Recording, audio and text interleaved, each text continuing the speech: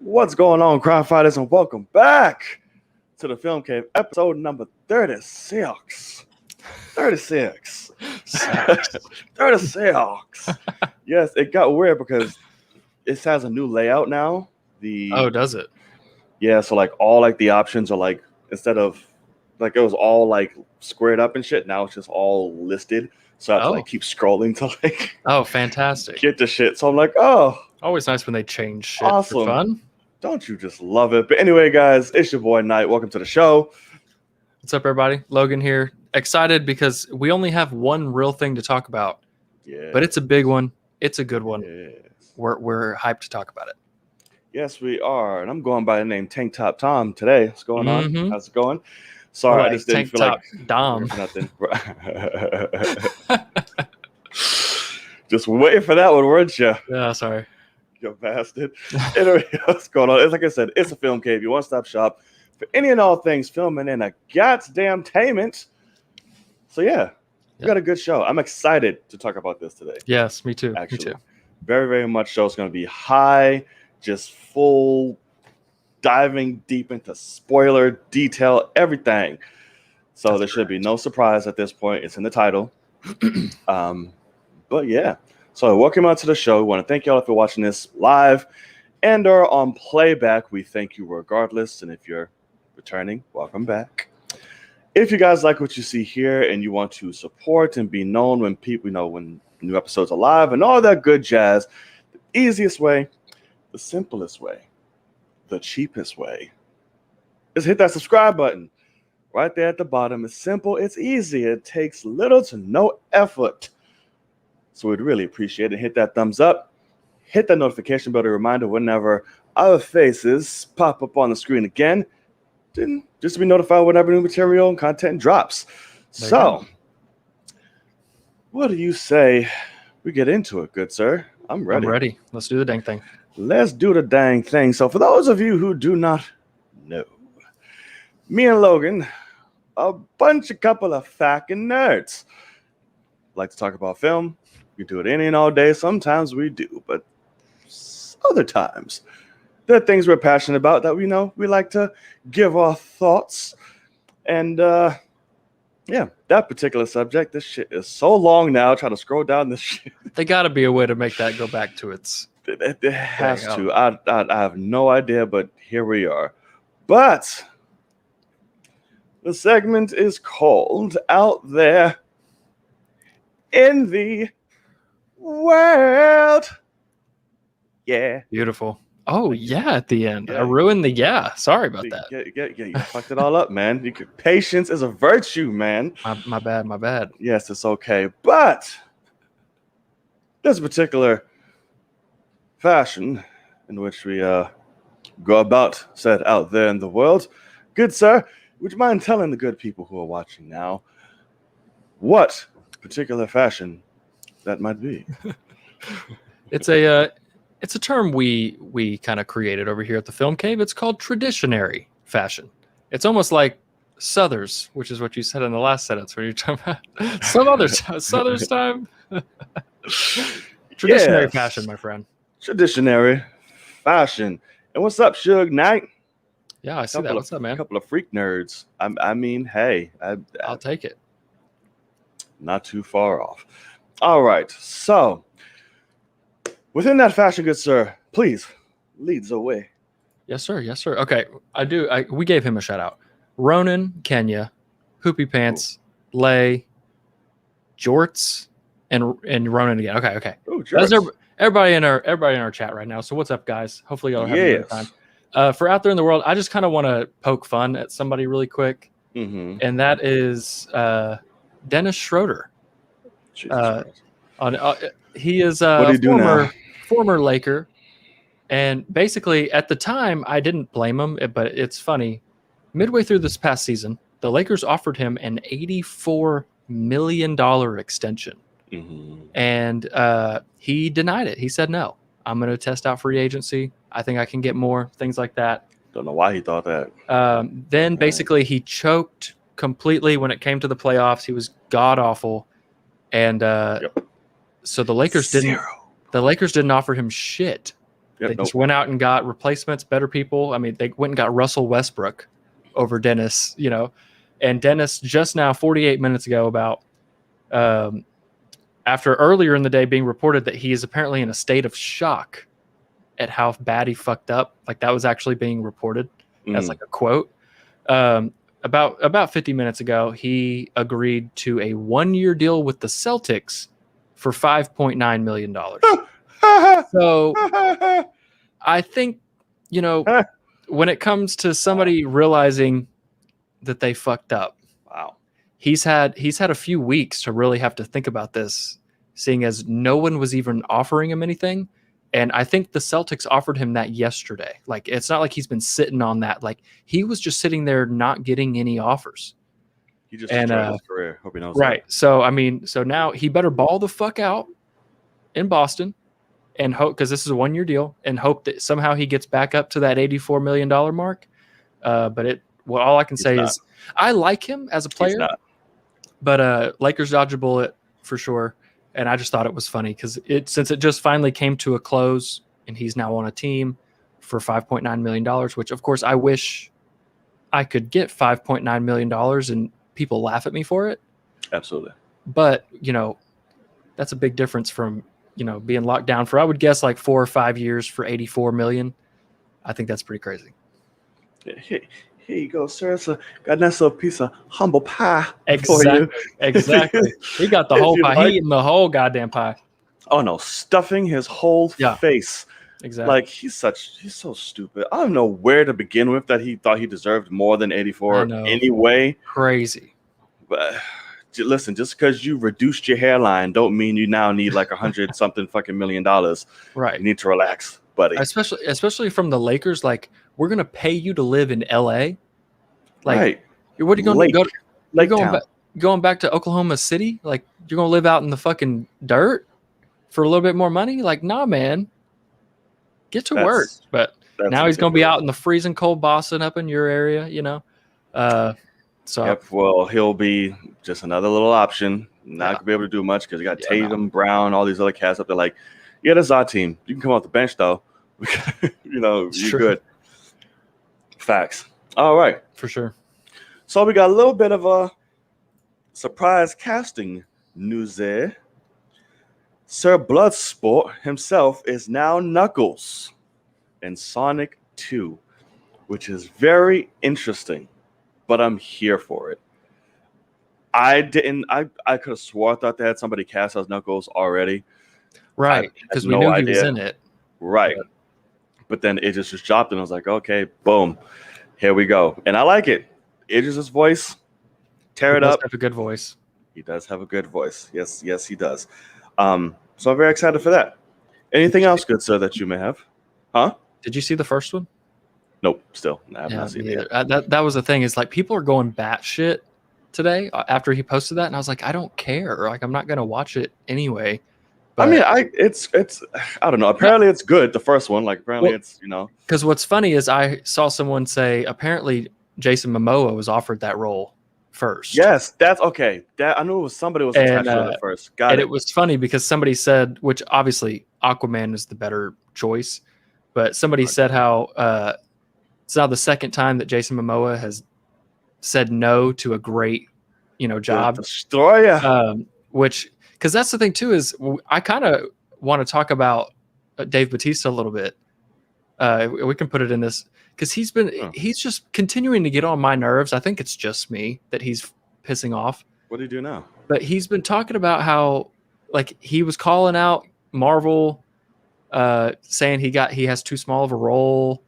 And he was saying how, Oh, the Thanos storyline? Yeah, and how, like... Gotcha. He got sidelined, and he's like, every time I try to think of a way that it makes sense, I just shake my head. And it's like, I saw somebody made an incredible comment. I could pull it up, but they were basically like, how about they were smart and didn't make Dave Bautista the catalyst for their 20-something movie saga? Like, it's like, hey, they wrote, like, James Gunn originally wrote the role for you. to your acting ability. And so that's why you became that tiny little role. I mean, I also cannot fault him. Like, I don't need you to carry the shit by any means. But they did have that storyline set up that was really like, okay, I got it. And it never, ever paid off ever in life. Well, I mean, he went. I know, even mentioned. He had that one little spot in Infinity War when they go to nowhere.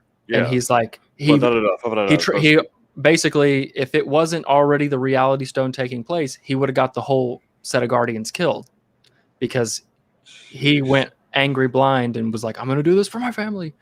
And Mantis put his ass to sleep. So, yeah. But at the end of the day, originally Jason Momoa was also offered that role of Drax. Yeah. And I do probably think that Drax would have been a bigger role in Infinity War and Endgame if it was Momoa over Dave Bautista as the actor. Probably, but I can't see him as Drax though. Well, somebody like they already had like concept art with him as it, and like it is very weird to see Momoa bald. Yes, like that's a that would hurt. That's a different world that we would have been living in.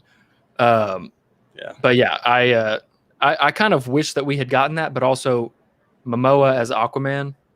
I'll take Drax with Dave Bautista because I don't really care about that character anyway. Yeah, no, I'm completely fine. But speaking of Jason Momoa, it has been confirmed that him and now The Rock actually do wash their ass through a Shrek. Congratulations, yes. Even though Jason doesn't look like it. That's what I was thinking. I was like, listen, Jason Momoa is the only one that really disappointed me to find out he does bathe because he looks like he does not, and he's the only one who looks hot as fuck doing the shit, who can pull it off. Yeah. Everybody else is like, that's just nasty. Jason Momoa's like, you know what? I buy it, and it's hot. But I'm like, good. You wash yourself. That's great. I'm happy. I think he showers, but he might not like shampoo his hair. Like, I think he might just let water run through it because that shit looks tangled as all fucking hell. But absolutely, you know what? Fingers through all that shit. Like, come here. Put it in an engine, it gets stock. And it's just like, oh fuck, and he's like, it breaks the engine. It's like Momoa hair.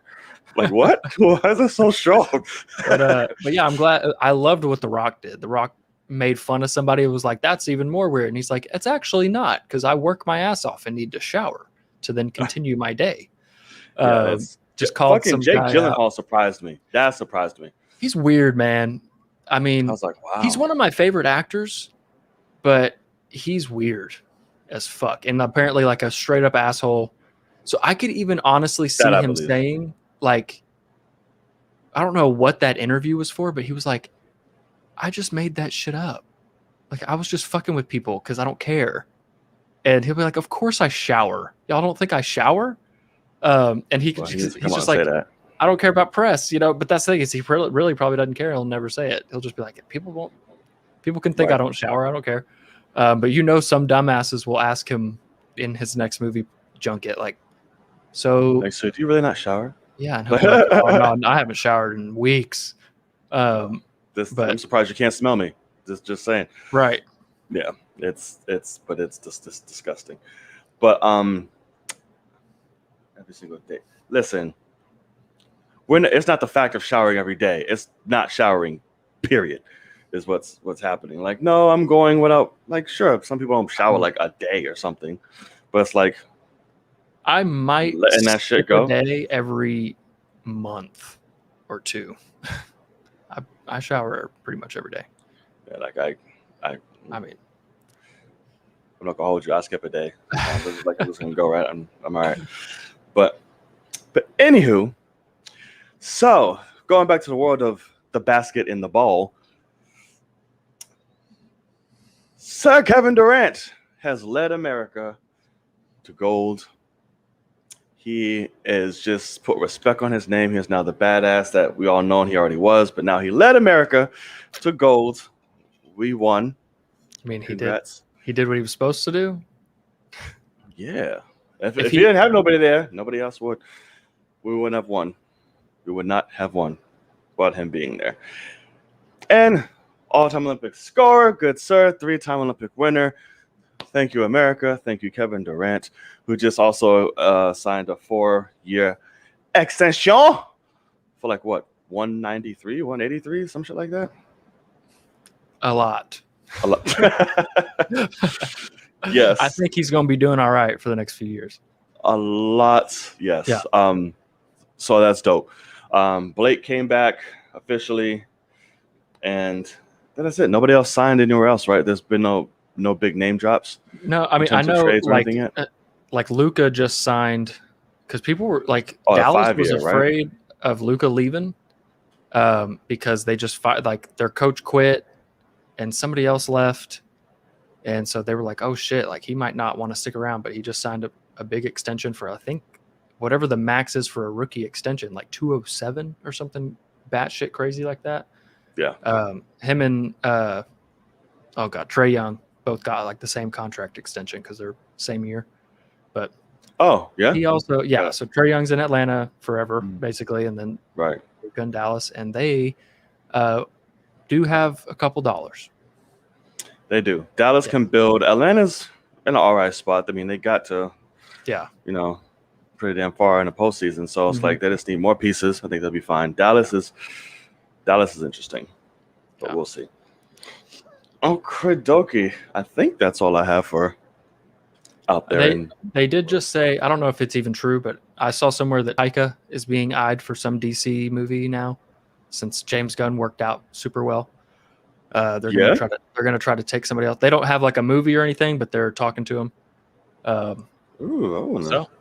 wonder what that is. I didn't even see that. They just posted that like now or something. Yeah, very very like recent, couple hours ago, I think. But I'm here for it. Yeah, I'll take it. The man does greatness right where he lies. Shut up, both of you. So we will see. All right. So if that's about it, I think that's all we have for out there in the world. If there's anything that we miss, anything you want to cover, please let us know in the comment section below or in the live chat. I'm sure we will get to it at the end of the show when we kick it with y'all, just to let us know. Bars. So yeah, moving on to our main and only topic of the night. That's correct. A little independent film came out. Brian said, good, he can make a DC movie that I don't think is funny. Brian, you are banned immediately. Get out. Oh God, that's so fantastic. Out. So good. So yes, a little independent movie came out before I was rudely interrupted with blasphemy. From a little unknown director. I think he made like Scooby-Doo or some shit, like whatever. It's only really known for is James Gunn. I think his name is. It's called The Suicide Squad. So this dropped in theaters and HBO Max over the weekend, and it's come up with some, not controversy, but there's talks on performance, what it did, yada, yada, yada, and we'll get into it a little later.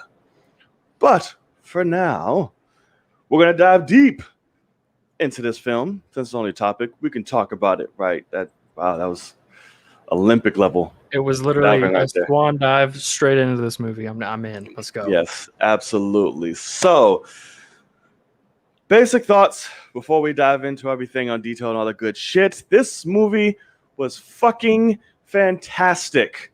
Poopy pants. If you haven't seen the movie, close this stream because everything says spoilers. At this point, this is just a gimmick shit. He knows. Yeah. What's going on, but we got to keep. You had your warning. Keep the gap going. We got to keep the gap going. Go ahead, John. But yes, so this movie is fucking fantastic. Amazeballs, great, phenomenals, whatever you want to call it. I truly loved this film. I don't know how many times I've seen it since Friday already. Really? Oh, yeah, for sure.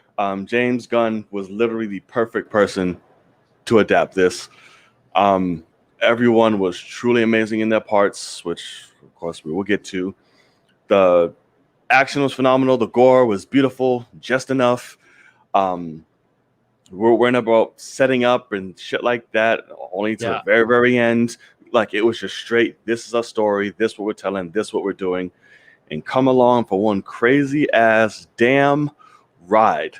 Yeah. So yeah, I loved it. So yeah, before we get into it, give us your thoughts. Did you like it? Did you hate it? Oh yeah, all no, that good it's shit. this movie's really freaking fun. It's a really good movie. I definitely want to say that. Probably possibly a great movie. And no, I had an absolute blast with it. I've seen it twice, both in IMAX. I'm kind of like, I don't want to even let them think that HBO Max is a good idea. So I'm like not going to watch it Right. on HBO. Like, because of course I thought about going back and like, let me go watch like a couple parts. And I was like, no, fuck them. I'm going straight back to the theater and watching it again. But no, this movie's fantastic. Literally everyone knocks it out of the park for the most part. Even John Cena. I can say fucking loved. I can say thankfully with the context of the movie, he does work well, and I'm actually interested in his show that they straight up set up. I mean, only thing they didn't do was give us like his logo and like say airing January. Right. But yeah, overall, really good movie. I have issues with it that are honestly kind of weird for even me, but like Idris, fucking, I loved it with him. Like I was almost nervous that after Heimdall, like he gave Heimdall his all and then kind of got sidelined because at the time of being cast as that, he wasn't the name that he is now. And so Heimdall's a side character. And they're like, we can't make Heimdall fucking Thor level like action hero. Sorry. And so he kind of got upset and then he got killed. And so I was honestly nervous that he was going to take this role and then not take it seriously. And I can be the first one to say he fucking destroyed it. I love Bloodsport. Like, it's almost ridiculous how much I loved him and that character in this film. Like, it's like, holy hell. But okay, let's dive into it. So we go into this with everybody's intros of Team One of Suicide Squad, Team A, whatever, Team Fake what Out. What the hell? So we have Boomer, we had Blackguard, Flag, Harley, Savant, Weasel, TDK, and Javelin, and what's her name? Gomer, good something with a G, some alien chick. Oh yeah. Mongal. So yeah, Mongal. I lied. No G at all. Mongal. Blackguard. Did you say Blackguard? Yeah. Pete. Okay. Sir Davison, and they throw us into the movie. Like, boom, here's everyone. Yeah. You know the deal. Run through. If you got how the first movie works, bombing head, work for us. Boom, boom, boom. They fucking get on that island, and like we all expected. Listen, people aren't gonna make it. It's not gonna happen. Like, even they say don't get attached. So like, cool. These bastards start getting picked off immediately. Poor Weasel. Weasel lived. Well, yes. So yeah. He was, yes, exactly. I forgot.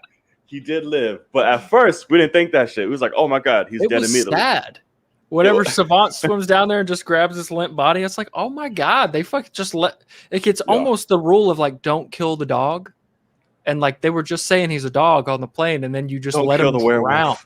So like, it was almost sad that shot, but then of course, at the end, I was like, what the fuck, man?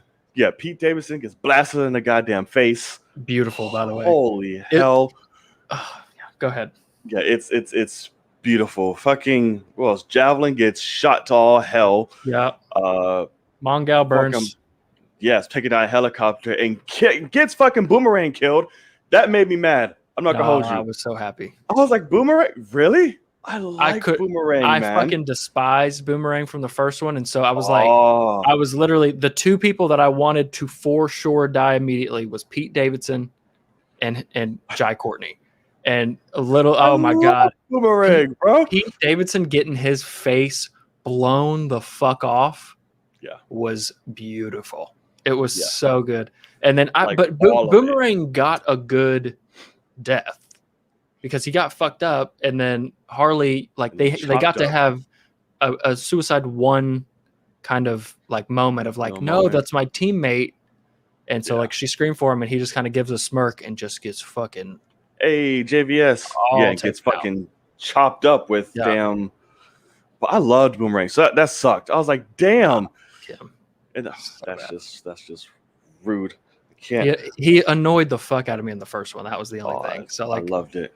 But I And liked this him one. in the first one. He was like, that little bit. That's all I needed. I was like, okay, cool. So, what kind of dog you think it is, mate? No, exactly. Like, he's like, you think that's a dog? Kind of fucking dog. All names are letters, dickhead. Yeah. And then what about fucking detachable kid? What's the actor's name? Nathan Fillion. Yeah, with that shit was hilarious, bro. Like, made it seem like he's about to do such badass shit with his arms. I was like, okay, what's going on? Yeah.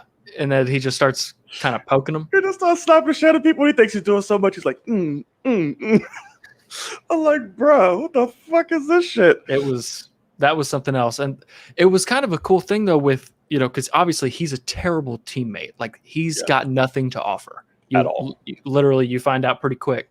And I like how Flag is like, I didn't get to pick this team. And it's because the good guys are the actual badasses are on that other team that you're about to learn are also swimming up on this island. And so it's like, it's kind of funny that, Waller fucked with Flag the whole time, like wanted him to die. Yeah. And so like her right hand, like she fucked it. Yo, Amanda Waller in this film, like ruthless. What the hell, bro? Like, if the first movie didn't do it enough, which it really didn't, to like there was like one scene was like, oh shit, she's ruthless. Yeah. This film, sweet God. Yeah, like I almost see. Went in. Yeah, like the first one is more of like a realistic, like what I could actually see if that person was real, and then this one, she was more of like the mustache twirling, like I'm bad to be bad, but like it worked. The tone, but the tone is for that in this one, so it works well. Right. So yeah, everybody gets wiped the hell out, and then Team 2 comes up. I didn't think they got with that. I thought it was gonna come much later. Like, our team got smoked. Right. Exactly. We need to get more. Like, what's happening? There's like, nope, distraction. Here it is. Actually, same time. And I love the title cards, like transitions in this film. Savant they are so great. Oh, and Savant too. Yeah. Got his head blown off, and then it becomes the text. Like Warner Brothers presents. It's like, because they're setting him up to be a real badass. They're like, we're about to see some shit from Buck Rooker Savant. Or like, I got the skill set. Oh, these amateurs and da da da da. I'm like, okay, he's about to go ham. Nope, he got scared and ran the hell off. And I don't blame him one bit, man. I feel bad for him. Yeah, I was like, he didn't want to be there, and then he's seeing all his homies get lit up, and then now he's like, I'm just dead regardless. He just saved the drowning dog, and then he's gonna get fucking murdered. It's like, you gotta be kidding me. Come on. Yeah, but that he was good. Suckers. Yes. But yeah, so we got to start off to that, and then we get introduced to Team 2, and it shows literally everything, like how we got there, what's happening, introducing our second round of characters, which I love the banter like immediately. Like Idris from the start was like, oh, this motherfucker's gonna be great. Okay, like got it. So introducing his daughter, their relationship is just golden. Every father and daughter's dream. By Miss Storm Reed. That's correct. Her name? Yeah, Miss Storm Reed. Sylvester Stallone as King Shark is ridiculously brilliant and it's something I never knew I wanted or needed, but I am very glad that I got. Yeah, it works very well. It works very well. Fake mustache. Fake mustache. Like, no, we're gonna like, fuck. Yeah. He just walks up. He's like, hey, like, you look exactly like like he was just cherished in this film. And so damn cute. I loved King Shark. I felt bad for him when he was like stuck on the bus while they're out there drinking. While they're partying, man. I'm like, man, fuck y'all. Y'all are assholes, laughing at him and stuff. It's like he's a giant fucking shark that can kill all of you. Right. Like little like bring him a drink at least. Like something. Yeah, like Bloodsport is literally shooting the fuck out of him. Yeah, I mean, he was about to eat. Yeah, no, but it does nothing to him. Like, oh yeah, no, chilling. He'll kill all you. Like, take care of him. Hungry. But, I do want to give out a shout out to Squad. He just super chatted $5. He said, "Night Logan in chat. Just finished watching the movie right now. 8 out of 10. Love this movie. Had me rolling. Just what I needed. Made my day. Polka Dot Man. Couldn't agree more, my friend. Could not agree more. All right, JVS. This is that's a possibility. We might have to do that. Good. Oh, I wanted to say for out there in the world, they literally like 2 minutes before we started, Black Widow is now available on digital purchase. Yeah, I saw that dumb shit. That just like it came out a month ago.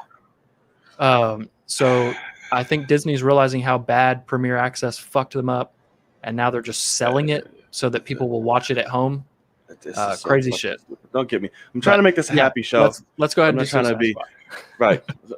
Don't unleash a rant in me, please. Yeah. So now our mission is clear. So they have to go to Jotunheim because these, I guess you want to call these dictators, whatever you want to call them, literally got hands of an extraterrestrial weapon. And Amanda Waller's like, listen, that's bad because they hate America. Y'all need to go in there, take this shit out. Go find the thinker. He'll help you out. He's the way in. Boom. That's your movie. Simple, straight to the point, and that's it. Project Starfish. So, what was it? Corto Maltese? Yeah. Corto Maltese, yeah. Corto Maltese. So now embarks our villain, heroes, whatever you want to call them, on their journey. And it's just, everybody has such great chemistry in this film. Yeah. I love the banter between Idris and John throughout the film, like the whole competitive thing with the bullet and all of this shit. Right. Him being scared as shit of rats. The scene of them killing all the actual good guys by accident, but they're like going against each other. It is like so fucking good. That was when I got sold on John Cena and just Peacemaker as like with the tone, what is he doing? Yeah. Was when he's walking with that axe and goes fink, fink, fink, fink, fink, fink, and like just cuts that guy up. The whole, I'm in a packed IMAX theater and everybody was like, oh fuck, like everybody just busted out laughing. It's amazing. I will admit, James Gunn already came out and said that the show for Peacemaker is more grounded, and like I'm hoping that doesn't mean that kind of shit doesn't happen. Also the most action of because I fucking loved that or like when he's in the armored car and is just beaming that guy's head like real hard into the ceiling through that hole. Like he's actually super strong. Like little do you realize in some sort of way. And so it's fucking hilarious. Like I'm actually for that character. Why didn't my people alert you? I didn't see people. Yeah, no. I didn't see. I turned them all into my mother in my head. Okay, we haven't really got to talk about the Team 2 because that's our actual Suicide Squad here. Yeah. Who is your favorite character in the movie? Do you have? I'd have to say Bloodsport. I would have to. Okay. Like this, but it's hard because there's no easy answer. Like of course. At all. So what I will say for me, Polka Dot Man is so fucking incredible. He is great. David Dastmalchian absolutely killed it as this insane character. I love what they did with him in terms of everyone's his mom. Right. And it's so like how they show that is so good. I will admit, disturbing. I really wish that we got a scene where like he turned all the Starfish people into like his mom, and we just got to see that actress get murdered in a ton of different ways with his polka dots. But he was the one that I really am upset that they killed him because I didn't think it was necessary. We were right though on how we died. Like we knew it. Yeah. The superhero moment was like, oh shit. Yeah, dead. Exactly. And but he was my MVP for sure. And then Ratcatcher 2 is adorable as fuck. Yes. She's so good. The scene of her, it's just literally her sitting on the ground holding Idris with a light. But like the rat scene is really well done. And even though like Idris is obviously the lead, there at the end, he can't do anything. Like he's completely helpless in that fight. And so I liked how they kind of gave him like a Cap from Avengers 1 situation where all of a sudden he's like, Harley up top, and like starts telling people, he's like, that's your mom, and like fucking Monster Num Num. Yeah, exactly. Like he gets that because he can't do shit. He like just shot at Starro and it did nothing. So he's like, all right, let's try to get these guys involved. So I liked Ratcatcher. I love the actress. Dear God. Oh my God. But yeah. Here's what me, and the more and more I watch it, I don't know why. Obviously, she really didn't do shit throughout the whole movie until the end. That was literally her purpose. Correct. So I'm like, got it. But towards the end of the film, she was getting really whiny for me. I don't know why. That's the point. I know. I'm like, stop it. Like, why? Like, it was just a lot of crying, a lot of whining, a lot of high pitch. Just, I'm like, okay, I just getting too much right now. Yeah. So I'm just like, why are you freaking out? Like, who are you gonna send that to? What are you doing? I'm like, oh my God. And then why you have to? I'm like, it was just getting too much for me. And the only thing, I don't know why it bugs me so much at the end, the rat scene, that line delivery of, it's not your city, the city is theirs, or whatever. I was like, that's just weird to me. I don't know why. I didn't believe it in the face or the sound. I was like, this makes me feel weird. Right. That's about it. That's probably like the only big gripe I have with the shit. But I liked her. Yeah. I did. I love her backstory we got with her and Taika. The bus scene when she's going back for that. I love that. Yeah. Awesomely shot with the reflection type shit. Mm-hmm. So yeah, Polka Dot Man, great, amazing, a lot of great and funny moments, hilarious moments.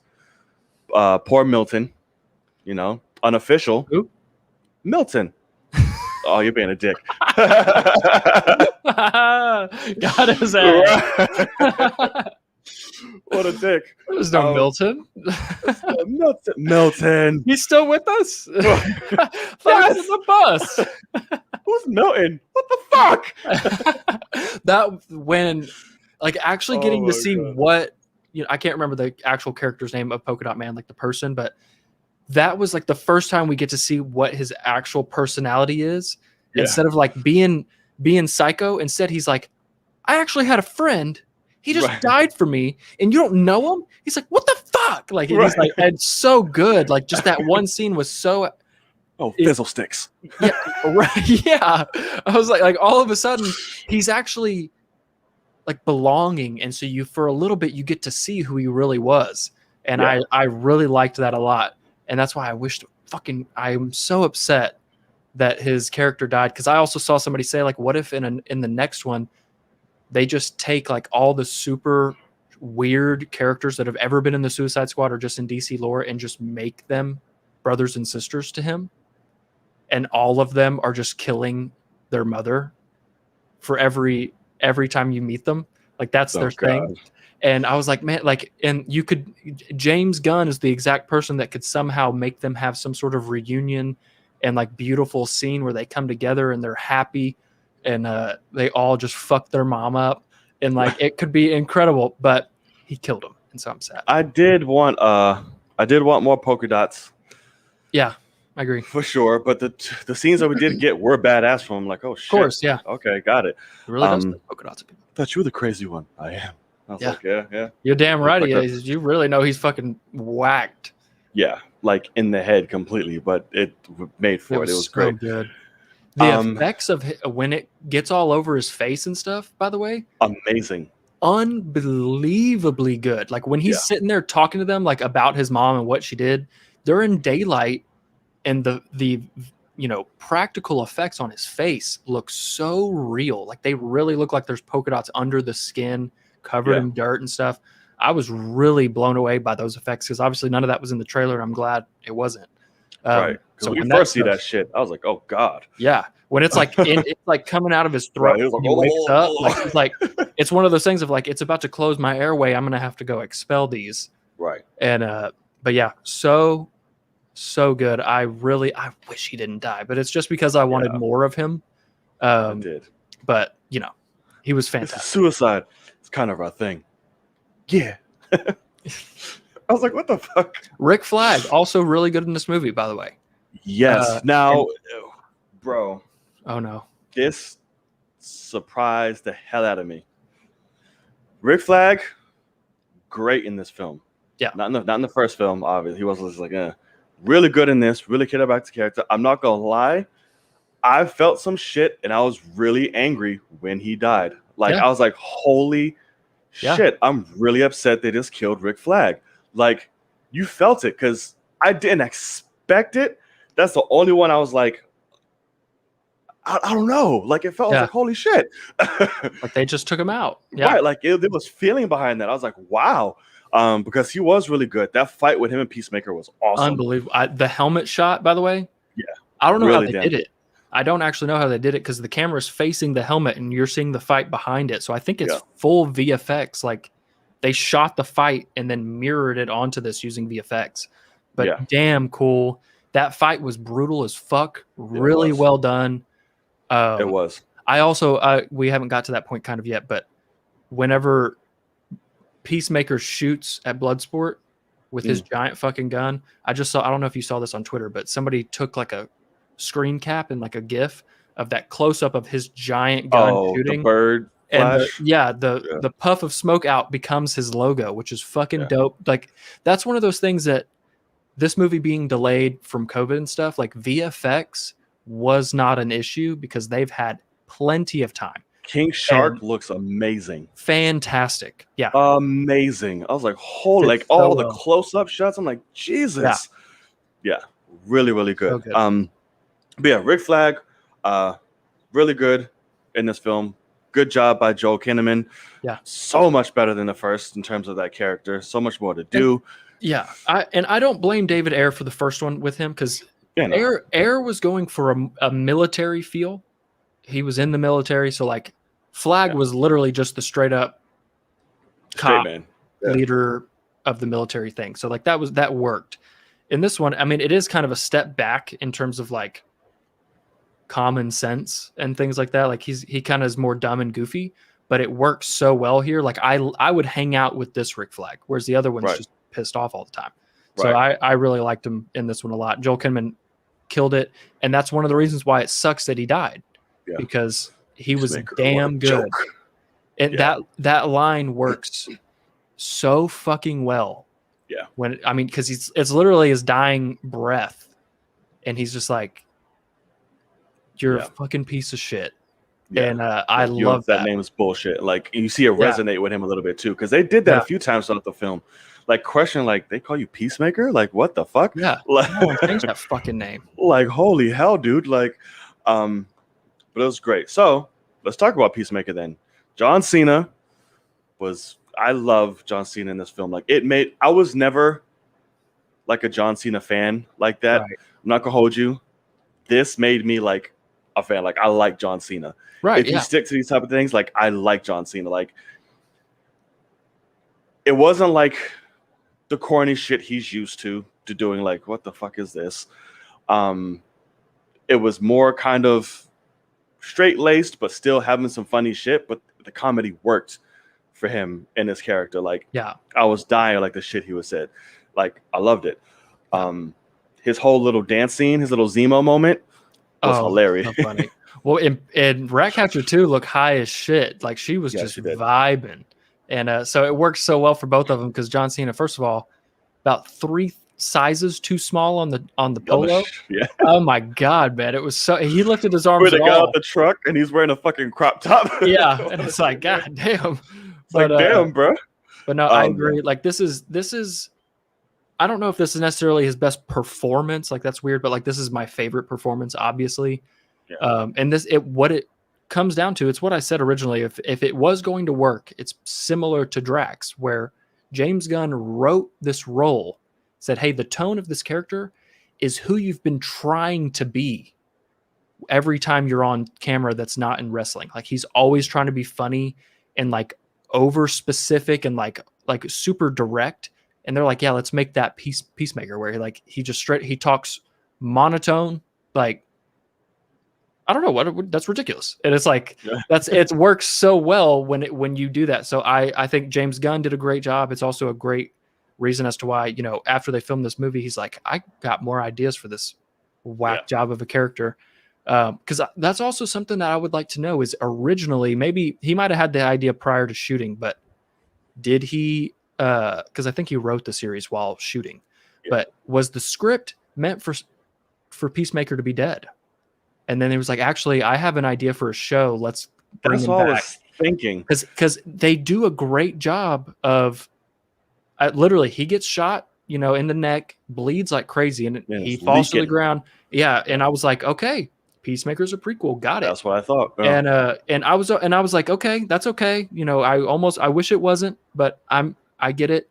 And then having him be alive at the end, it takes away nothing from the movie, because he was dead for the movie and it worked great. But now I am actually more excited for the show because it's in the future and it leads to another Suicide Squad movie or whatever down the line as well. And that kind of stuff. I don't need another Black Widow situation where we go back in time and they're dead. And so I think James might have also learned from that and was like, no, like this is because you could just do any show and say, oh no, it takes place, a year prior. And that would also work. So the fact that it's afterwards makes me excited. It is great. Why are you fucking tidy whities? No, that's just racist. It was so good. That shit right there was so like that's one of those jokes that like that's like making like a woman's joke. It's like, oh, it's because you're a woman that like you can't do something. It's like so out there. It's like whitey tidies is like that's racist. It's like the whole like my whole crowd was like, what? Like he just said that. So it works so good. He had a lot of great moments. He had a lot of great lines. Brutal as hell. I don't know where he kept getting his big ass fucking sword machete thing. Yeah, he had to get popping out of nowhere. I'm like, I have no idea on that. Where did that come? At least Bloodsports was like came out of like and shit, and I was like, okay, interesting. So it forms. But Peacemaker just showed up with a fucking machete. I'm like, And like, where'd you get these exploding bullets, my boy? Like, he's like non-lethal, and he's like exploding bullets. Meme and quote of like the year so far. Nobody likes to show off. Yeah, except what you're showing up is dope as fuck. And then fuck. Yeah, he's like, damn, he's right. Yeah, it works so well. It's dope as fuck. And it's like, oh my god, like I don't know how John even kept a straight face saying dope as fuck. Right, because I would have lost it. It's so weird, but it works. No, it works so a little drank. Like what the fuck? You forgot the rat. Right. And I love that. And then I went, how about the fucking shark in the back? Right. Go get him a gallon. Grab him one. Yeah. Like Jesus. Sebastian the rat is a scene stiller too, by the way. A+. Absolutely. Is that fantastic? Why is that rat waving at me? God, I believe he's friendly. Love Sebastian, right? Something like that. Right. Oh my god. But yeah, so John Cena, amazing. Can't wait for the show. Did we dive? We didn't dive into Bloodsport a lot though. We talked about him, but I loved him. I love the suit. Yeah. It just killed it. Great comedic timing. I love the scene with him and Waller in the beginning. So good. Yeah. Threatening my fucking daughter and fucking Waller going crazy. Spits all over her fucking face. Spits all over her. Oh my god. COVID all the way. That fucking was strong. Like threatening my I was like, oh. Yeah. It's okay. Loogie on her face, because fucking Viola Davis be drooling and snotting all over people when she be so there was like taste your own medicine. Here you go. Yeah. So yeah, I love that scene between them. Really great. I love his fear of rats gag. I think that worked really well. Yeah. Enough with the fucking rats. I gotta think rats. Like what? Why the fuck would I want to leave? It was a little. I will admit the bus scene with his part of like, well, my dad locked me with a bunch of hungry rats. I felt like that was a little forced. Like he can just be afraid of rats. Like I don't fuck with spiders, and I've never been like bitten by a spider. Like nothing. Like I think it's necessary, especially how they set up how his dad is. Like, well, sure, but like they set up Peacemaker's dad that way, and we're not going to get that till his show. So like, I just think that you could have said set up whose dad? Peacemaker's dad. When did they talk about Peacemaker's dad? Did I miss that? The opening, Waller says exactly what she says the description of Bloodsport as. Right, but was his father? I missed that. Yeah. I know. It was like anything in his hand is a deadly weapon. I know that. Well, he was raised from a child to be murderous, whatever. And so it's the same thing, but and that's why while Idris is saying those lines, it shows Peacemaker and he's just smiling. Yeah, I think he went through the same shit. But I just feel like that was a little forced because it's like he threw you in a box full of rats. Like, where'd he get the rats? Like, where'd you what? But it's fine. It's just it links him up. But yeah, his entrance to save Ratcatcher 2 was thing came up. There you go. was dope as fuck. I hated that.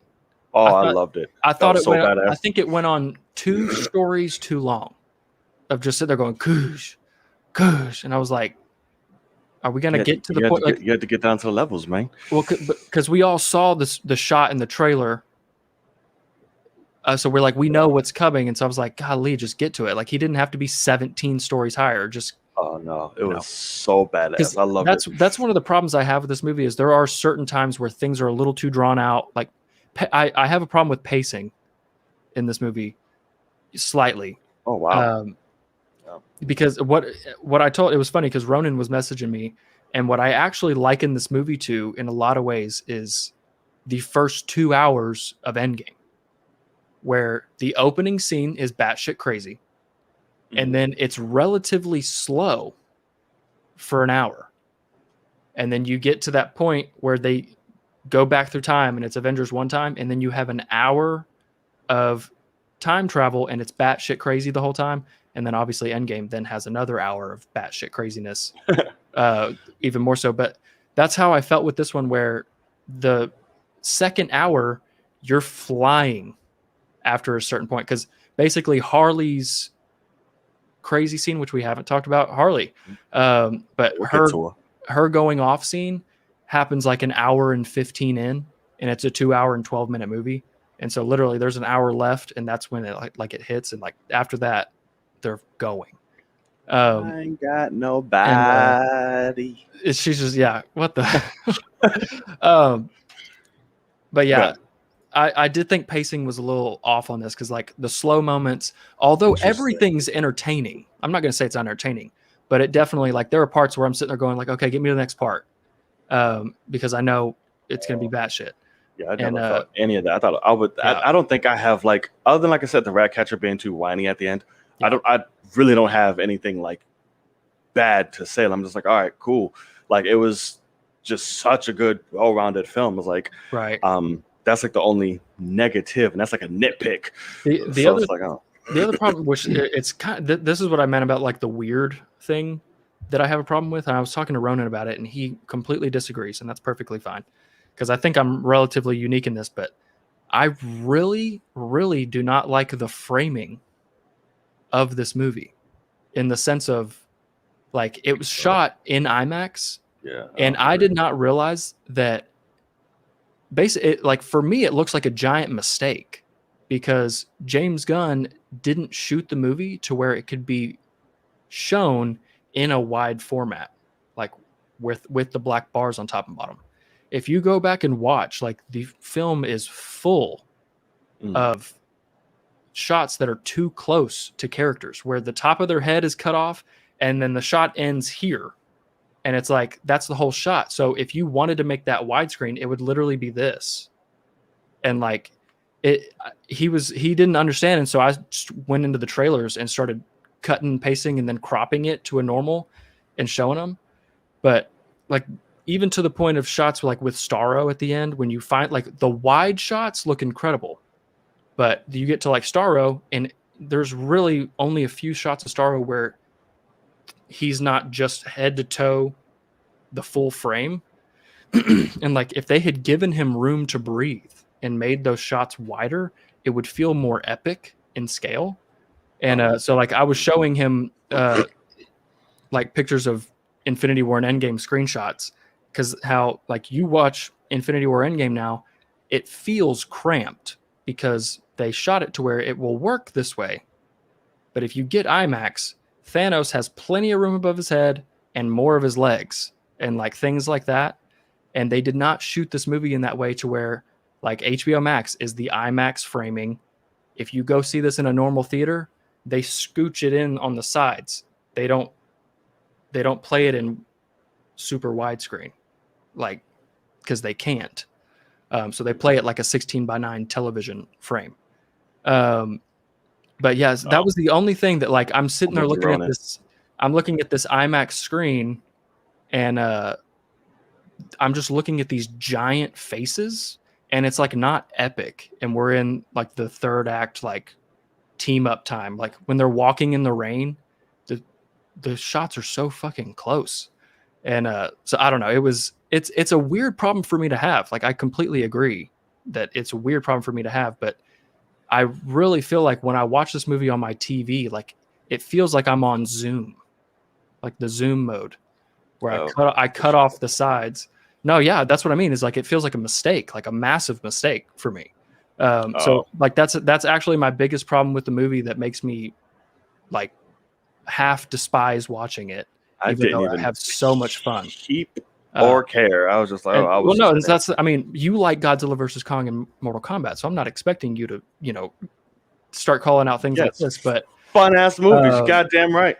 But no, so like I really like that. I have a big problem with that. Like that was one of the things. The first time I saw it, I was like, it seemed weird, and so I made a point to watch it in that way the second time, and yeah, it was just weird to me. Like, I'm really hoping he does not continue that for Guardians 3, because the point of IMAX is to have wide-scaping shots that you can watch in normal and it work, but then you get that IMAX and you feel massive. And this one is you can't watch it unless it's in that IMAX ratio, because it will literally be eyebrows to chin framing. So it's an interesting thing. I'll send you screenshots later to kind of show you what I'm talking about. But like that shot when he falls and makes that landing to save Ratcatcher, it's that shot of him full body, and then it zooms in on his face, and it is literally a 16:9. His chin is cut off and his hair's cut off. And so can you imagine if that was widescreen? And like it would literally be this. It would just be his eyes. Like it would not work whatsoever. So it was a weird thing. Maybe we just need to focus on his eyeballs. It was weird for me to point out. I will fully understand. And Ronan was saying, well, it felt more intimate for him. And I was like, okay, cool.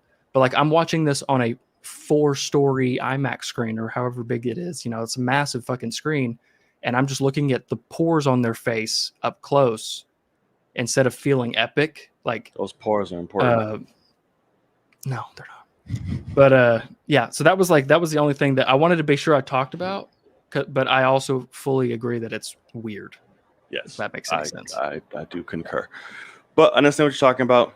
But yes, weird. But I get it. Like I said, I was just in it. I was just like, this movie is fucking great. So I wasn't even. Fine. I fully expect you to watch everything like that. So that makes sense. I mean, yes. Absolutely. Because I'll fully admit too, like I left the first time I watched this and I was thinking like favorite DC EU movie, best thing I've seen in a long time. And after the second one, like a lot of the jokes don't hit for me as well. And like I went from like, this is awesome to like, this is a great movie. I enjoy it a lot. Like I really like it, but like I can't say I love it. Have you started taking on drugs? Is this a new life choice? That's how I have such. That's how I can look at things and actually think about it instead of just going, "Oh, it's on, it's playing."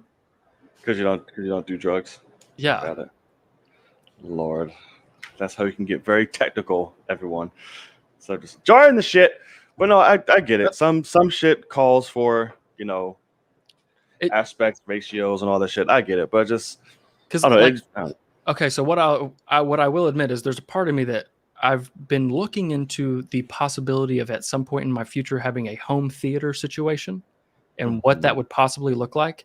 And everything right now, and I don't even want to do this, but everything is like projector, and then you have like 120-inch screen and all that shit. And I'm like, holy fuck, that's crazy.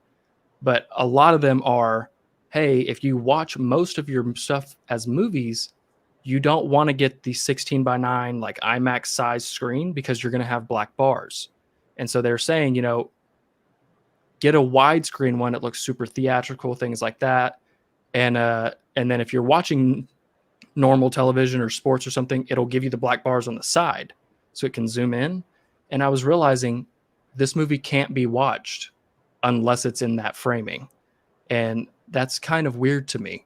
But like Joker was also that way. Like Joker is shot in this framing, but they give him more space to breathe in most shots. But then like you look at the end shot when he's back in the asylum smoking, it's real close. But like I'm just saying, like this whole movie is like that, and it just doesn't make me. It doesn't feel epic, which Joker wasn't supposed to feel epic, I guess. Like that's an actual doubtful. intimate movie. Whereas this one is super close for some reason. Like the shots that stand out to me are like that walking shot when they got the sunset and it's actually a wide shot.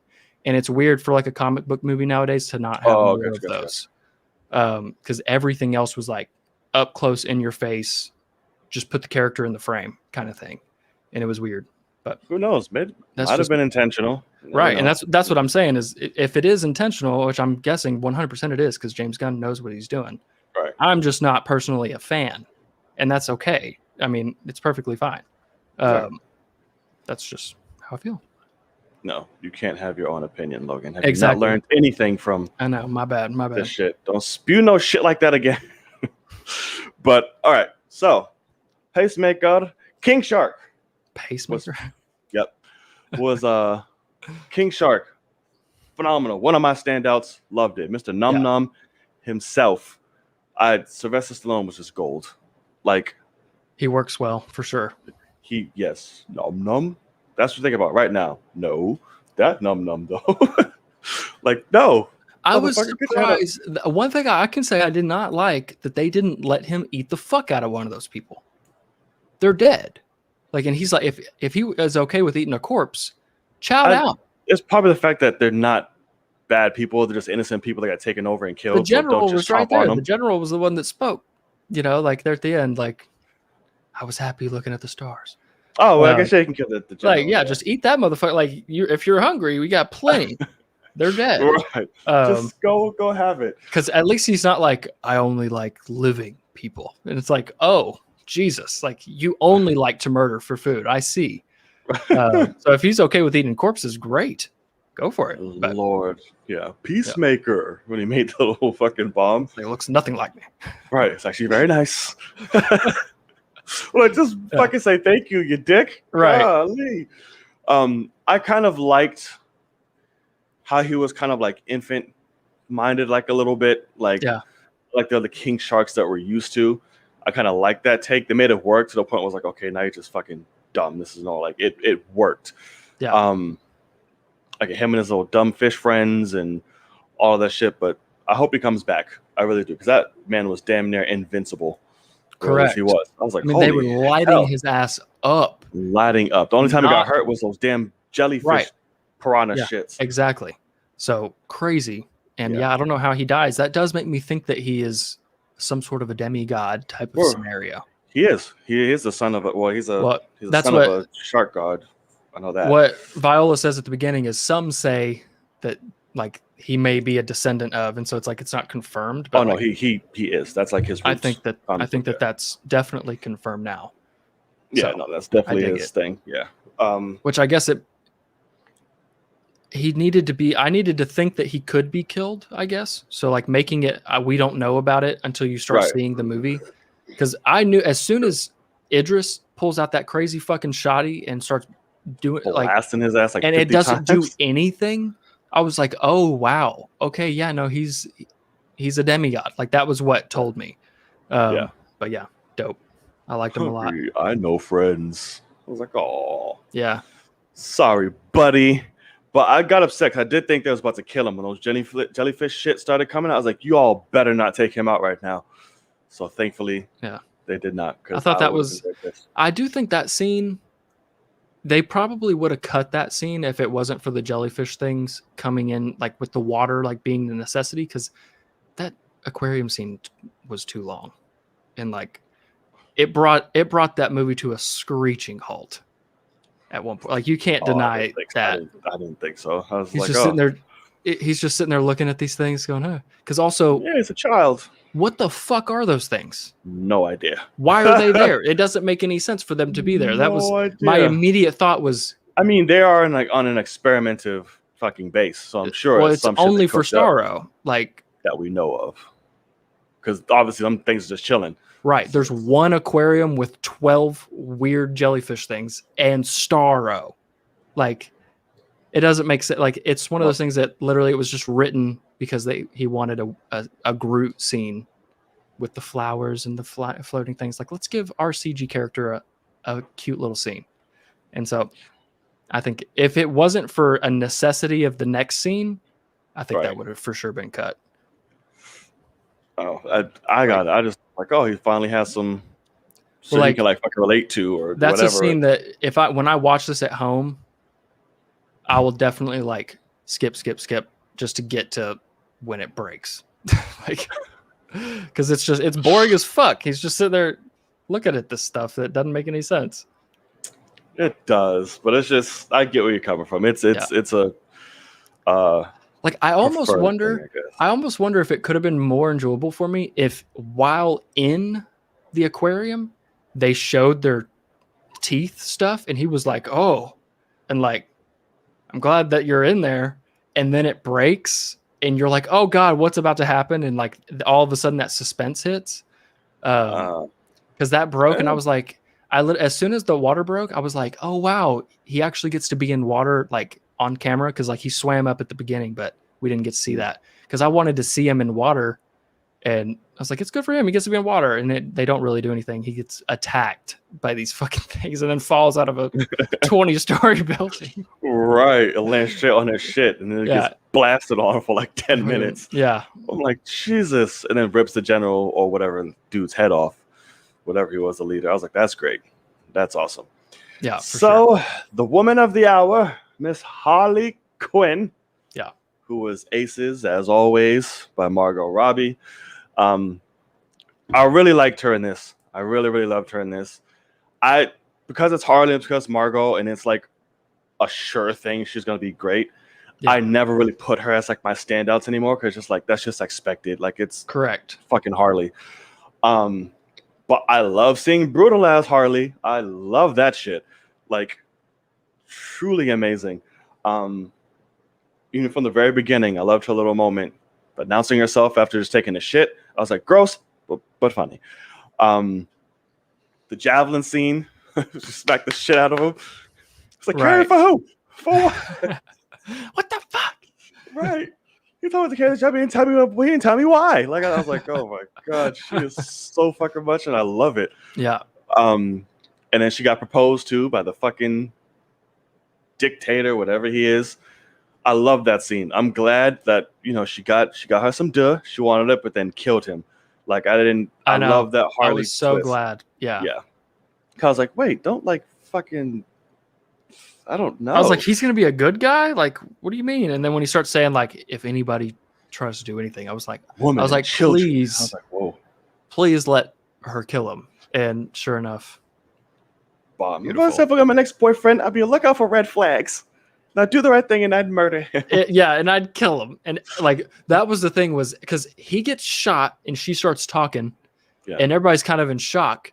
But then she's like, if I saw somebody with red flags, I told myself I'd do the right thing and I'd kill him. And that makes the whole crowd bust out laughing, because like they're like, killing kids, it's a bit of a red flag. Yeah, like and I'd kill him, and everybody's like, oh shit, like we think you might just not be with them anymore. But she's like, no, I'll murder him. And it works so well for her. Yeah, kind of like that little, backstory dialogue about, Hinter got the joke, and she does like, you get somebody have the bad luck I have, and they kill your dog and tear the music you like sucks. That stuff just eats at you after a while. I was like, oh, I like that little moment. I didn't. Very nice. Oh, sweet Christmas. It was a little. That's the thing, is it's pandering too much of like, fuck the Joker, and it's like, if he showed up right now, you'd be back with him, because that's the point of your character. But but it was shut up, Logan. You know what I mean? It's like, why? Like, it's the Joker. Like, you're anyway. Like, I don't like over pandering, because like I'm all for exactly what her character is in this movie, but it's just that extra thing of like, I don't know. It's a little weird. It's that thing of like, it slows down. Like, you just killed this guy. No, like you just killed him, and then immediately like, let me monologue. And it's like, it just doesn't fit, but it obviously makes sense for her character. But like, I could cut that part out and enjoy the movie more. Lord have mercy. Fred Hugh. She pops his ass. I mean, that was great. Yeah. Can I be frank? There might be. Oh, that's funny too. This movie's hilarious. I don't see how these jokes didn't land for you again after. That's crazy. not a child. You have to be a child to enjoy it. Shut up, Logan. A lot of these jokes, yeah. I'm not getting it with you. Like that one. Oh, Jesus. I can't. Shut up. But that's like, I'm not going to say that the first watch, that one didn't make me bust out laughing.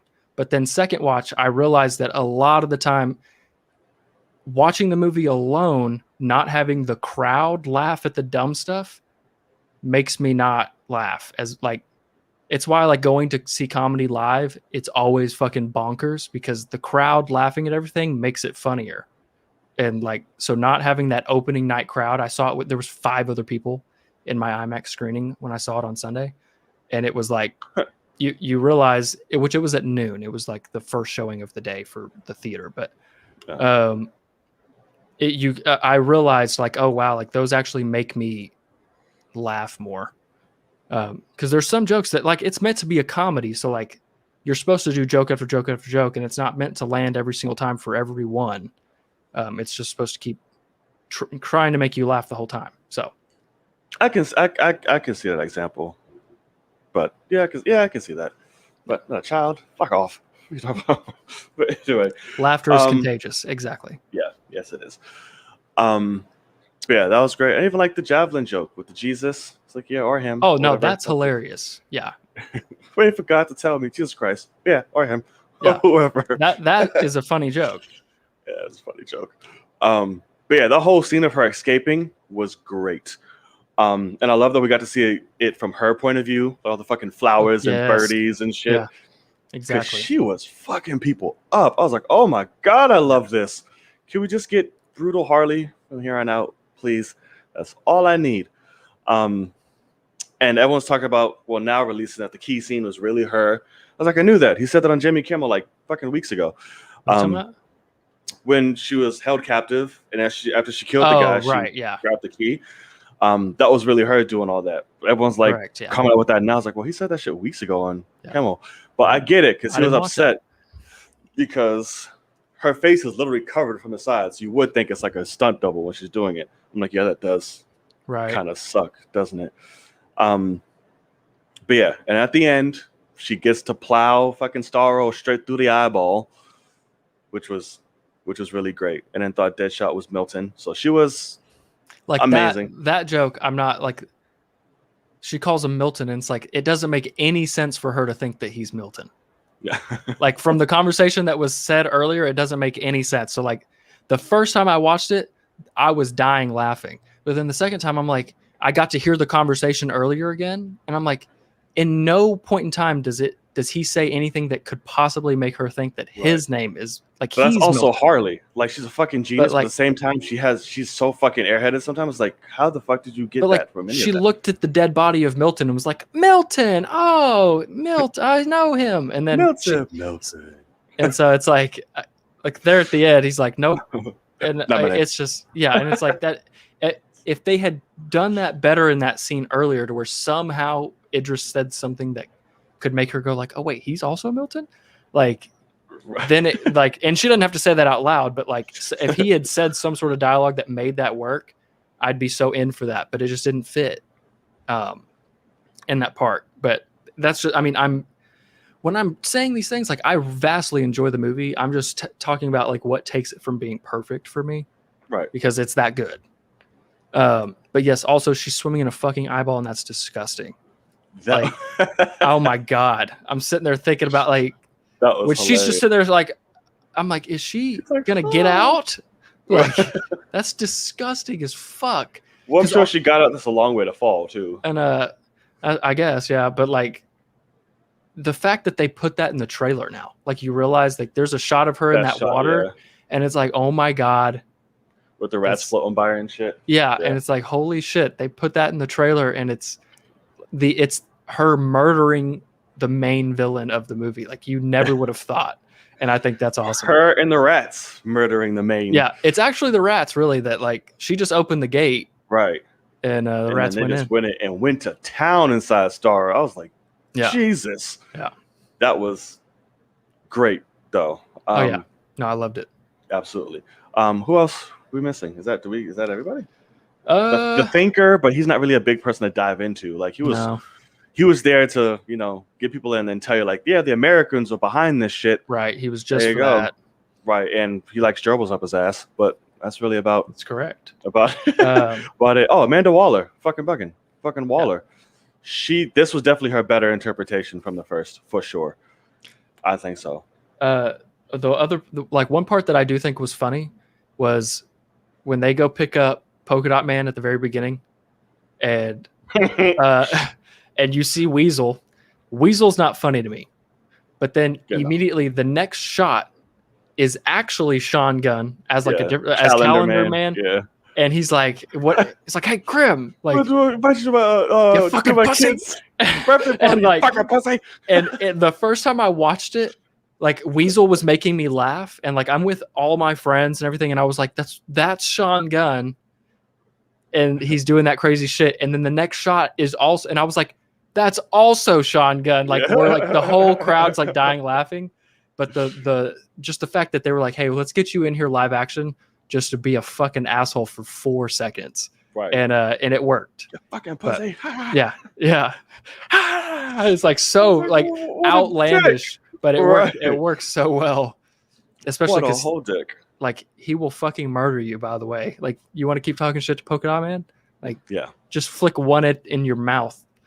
But like, I think he actually needs like the gauntlets in order to do it, though. I think to like throws him up, dispense him out. That's only if it gets to that level, though. That's what I was wondering. Like, does he need the gauntlets in order to like project the outside of like, okay, I need to spell because it's about to kill me? I don't know. Well, obviously, fans, let me know in the chat if that's like his thing. I think for these movies, yeah, if he wants to shoot them 30 feet, he needs those gauntlets for whatever they do. Right. But like. In that range, yeah, he could have just like, and like shot one. If he hadn't just got that collar off that made them not happen, if he was able to just like if he had some on deck, I think the way that because when he goes and throws up, I think he's expelling like a stomach full of them, like not just the ones in his face, because eats them from inside out, so it's like all over his shit. Right. Like, so I mean, somehow he's able to expel them all by vomiting. So I don't know. It's like a interdimensional virus. Who fucking knows? Oh yeah, it's also very Get true. Vaccinated, people. God damn. What? Get vax. Let's turn into Polka Dot Man. Yeah. Right. Like his mom wanted him to. Right. I'm a motherfucking superhero. Boom. Yeah. Oh, that still hurts. But yeah, Amanda Waller, great. She was truly evil in this fucking film. Like, if you don't do what I'm gonna do, I'm gonna fuck your daughter up. Yeah. All these innocent people getting taken over, we don't give a shit. Like, you're done. That's it. I love her spazzing at the end and then getting smacked in the head with a fucking golf club. Well, because I was sitting there going, it doesn't make any sense to want to blow their brains out in that moment. And so I was actually kind of just glad that the team like was about it. Like a joke that lands is when she's like, Get the fuck back in there, fucking pussy! Like the girl that hits that guy that hits her with the golf club. Oh, go back and look at the sound list stage, you fucking ass. Yeah, it's like it's like so like all of a sudden it's like damn, like shit, she's about that. What did Dale do? And yeah, she's just mad, and like that part just works. That was funny. Yeah, that was funny as shit. Go back and check the highlights, you fucking dickhead. Yeah, it's like shit. She's been wanting to say that for a while. She had a lot of built up miss, and I love how James Gunn had them all betting on who's gonna die at the beginning. It's like that's literally us. Yeah, like in the theater, like who's gonna bite it. Did your theater have that little text thing where you got to vote? Yes, like, pick your team and shit. I didn't do that, but did you do it? I did it. Yes. Like as the movie was about to start, it showed it for the IMAX thing like last second. And I got on there real quick and I think you had to pick 5 people and I just picked 5 people super quick. And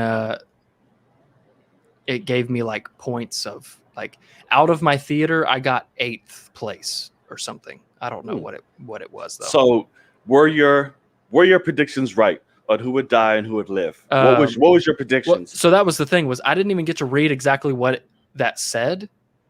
And so as soon as it said pick 5 people as your team. And I just meant in general. No, okay. In terms of who would survive, I thought Deadshot would survive, King Shark, Bloodsport. And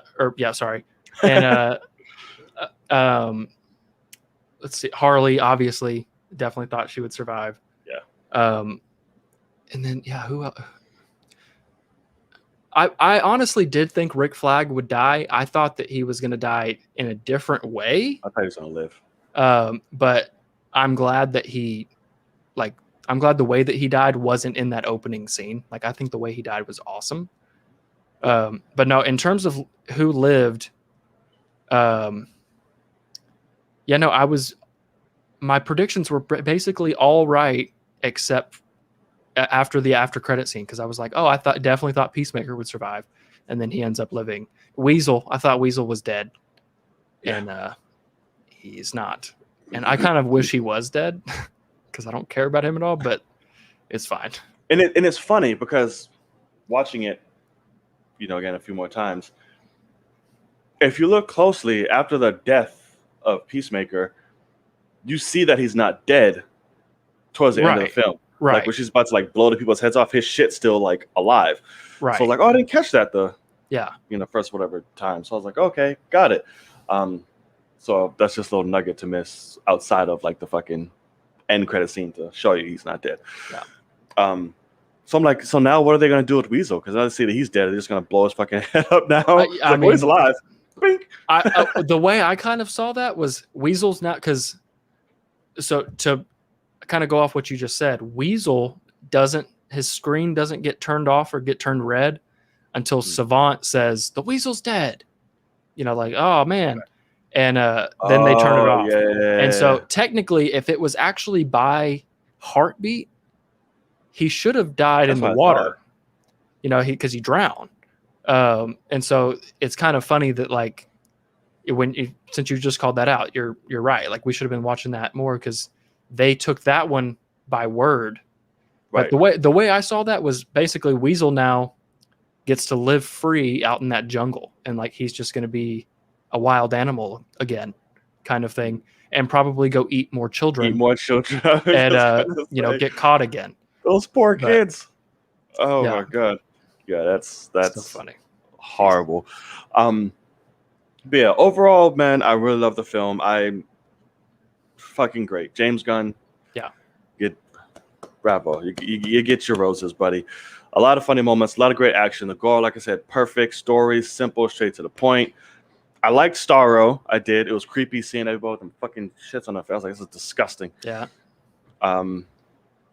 Which part was there? Starro or? It's having the team all of a sudden it's no character kind of thing. It's literally you're just going off the camaraderie of the team, and we just have to take that giant thing out that has no personality or anything that we get to really see, because he just takes off and just starts smashing he's, I don't know. I guess Godzilla does have a personality. Godzilla in Godzilla versus Kong, he just starts going for no reason. Well, that was for a reason. This motherfucker maybe was because yo, took me from space. I was chilling. And and so it's just because that was the thing too, was the whole movie. They're like, we could use them on the Americans or go drop this somewhere else. It's he's Starro. He takes over people.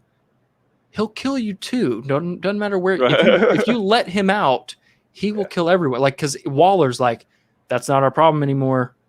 He's out. Who cares? Come back. It's he'll take over the whole island and bring them to you. He's a starfish. He can swim.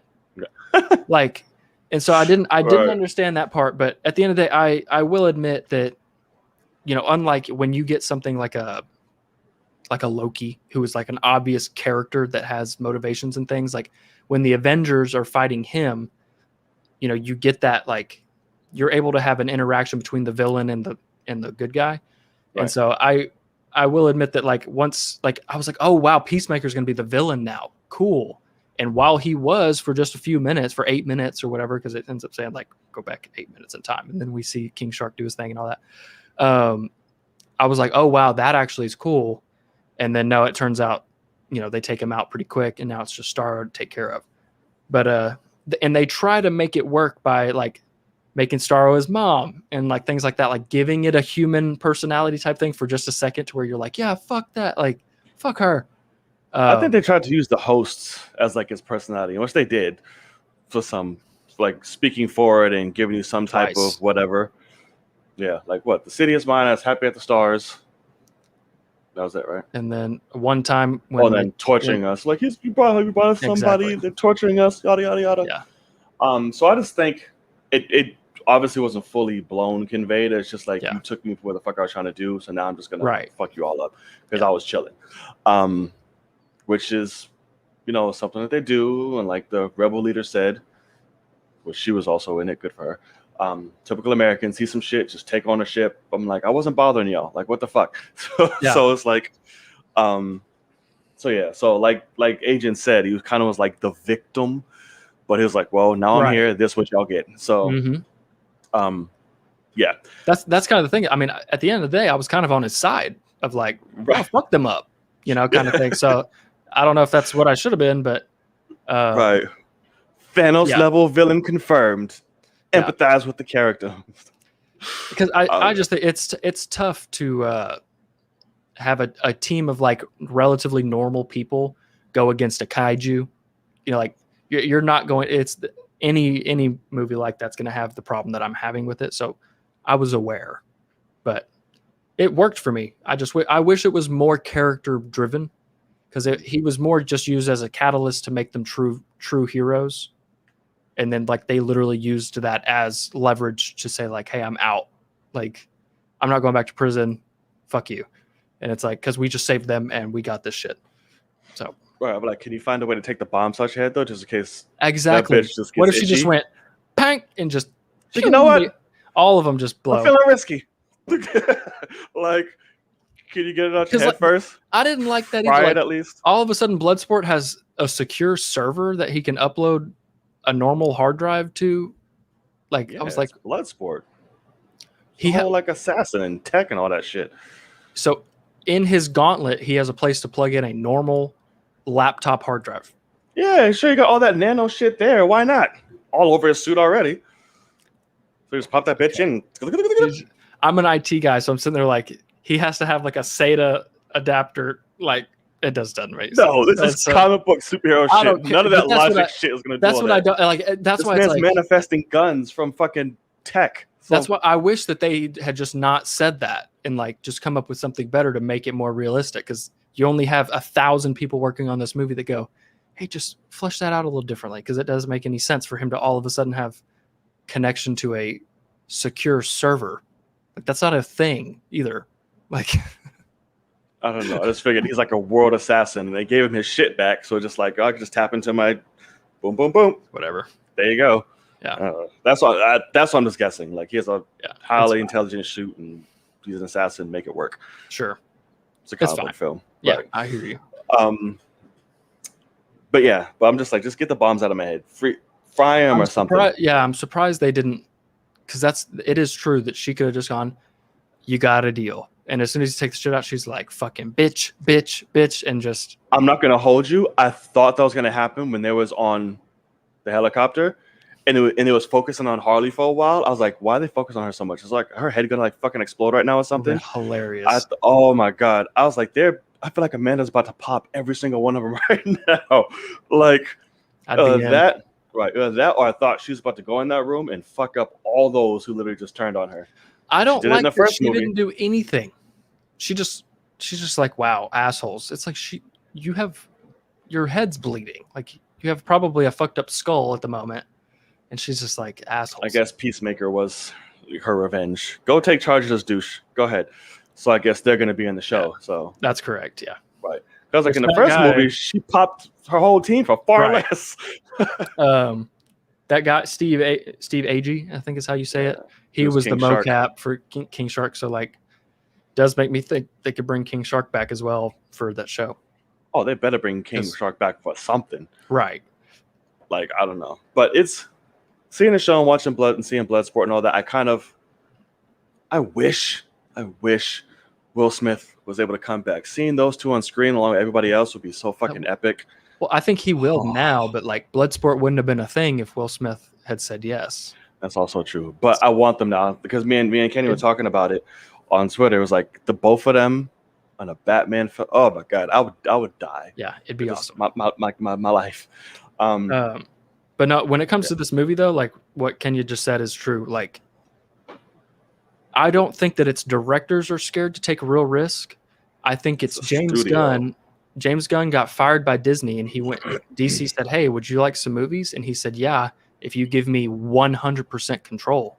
And they said, "Okay, fine."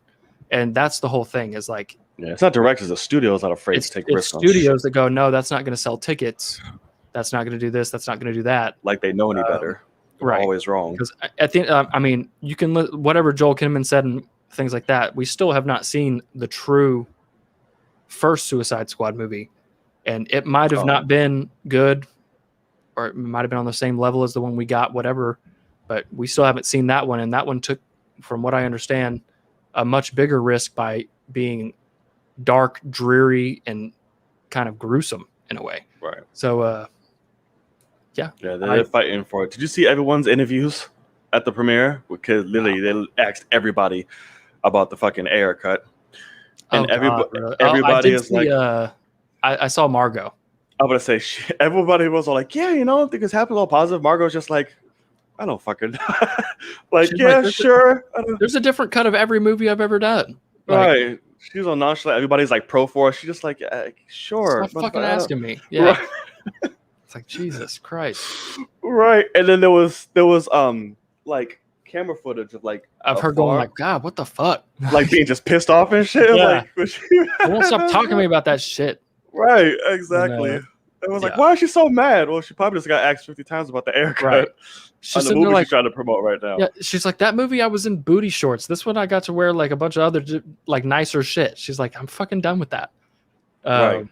So yeah, no, that is fun because at the end of the day, I actually do want to see the Ayer cut. I want to see the Ayer cut more than I want to see the Snyder cut because I feel like that's more my kind of movie. I want to see it both. But at the end of the day, you know, I honestly doubt it, especially, which I guess we could talk about this a little bit, but I'm not saying this one is a disappointment or whatever. It's underperforming, whatever. But like, if this movie had made a ton of money and people were loving it to death and like showing love and it made money for the studio might throw a little bit and say, let's just go ahead and get the Ayer cut out, you know. But why? Don't put it on fucking HBO Max. Like it's... Well, why would it not be? Because as the same day... Oh, no, I'm talking about the Ayer cut. Oh, no, I'm talking about... Yeah, no, that I'm saying because you're talking about performance. I'm like... No, I agree. That greatly fucked this movie. Like, I'm like, stop doing it. So I guess we can get into all that now. So a lot of people are really like, this movie flopped, yada yada yada. It's not good. I mean, it's not doing well. Blah blah blah. Restore the Snyderverse. Blah, blah, blah, blah. So I'm just like, and I'm not gonna hold you, bro. Yeah. I'm really, really, really about to mute anything that has restore the or Snyderverse on my fucking phone because I am so tired of seeing all this dumb shit about, and this is coming from somebody who heavily wanted Snyder's vision and all that. Cool, we got it. Right. We got it. Now I'm happy. It's done. Move the fuck on. But now you're using this to, one, y'all review bomb the film before it even fucking came out. Do something better with your life.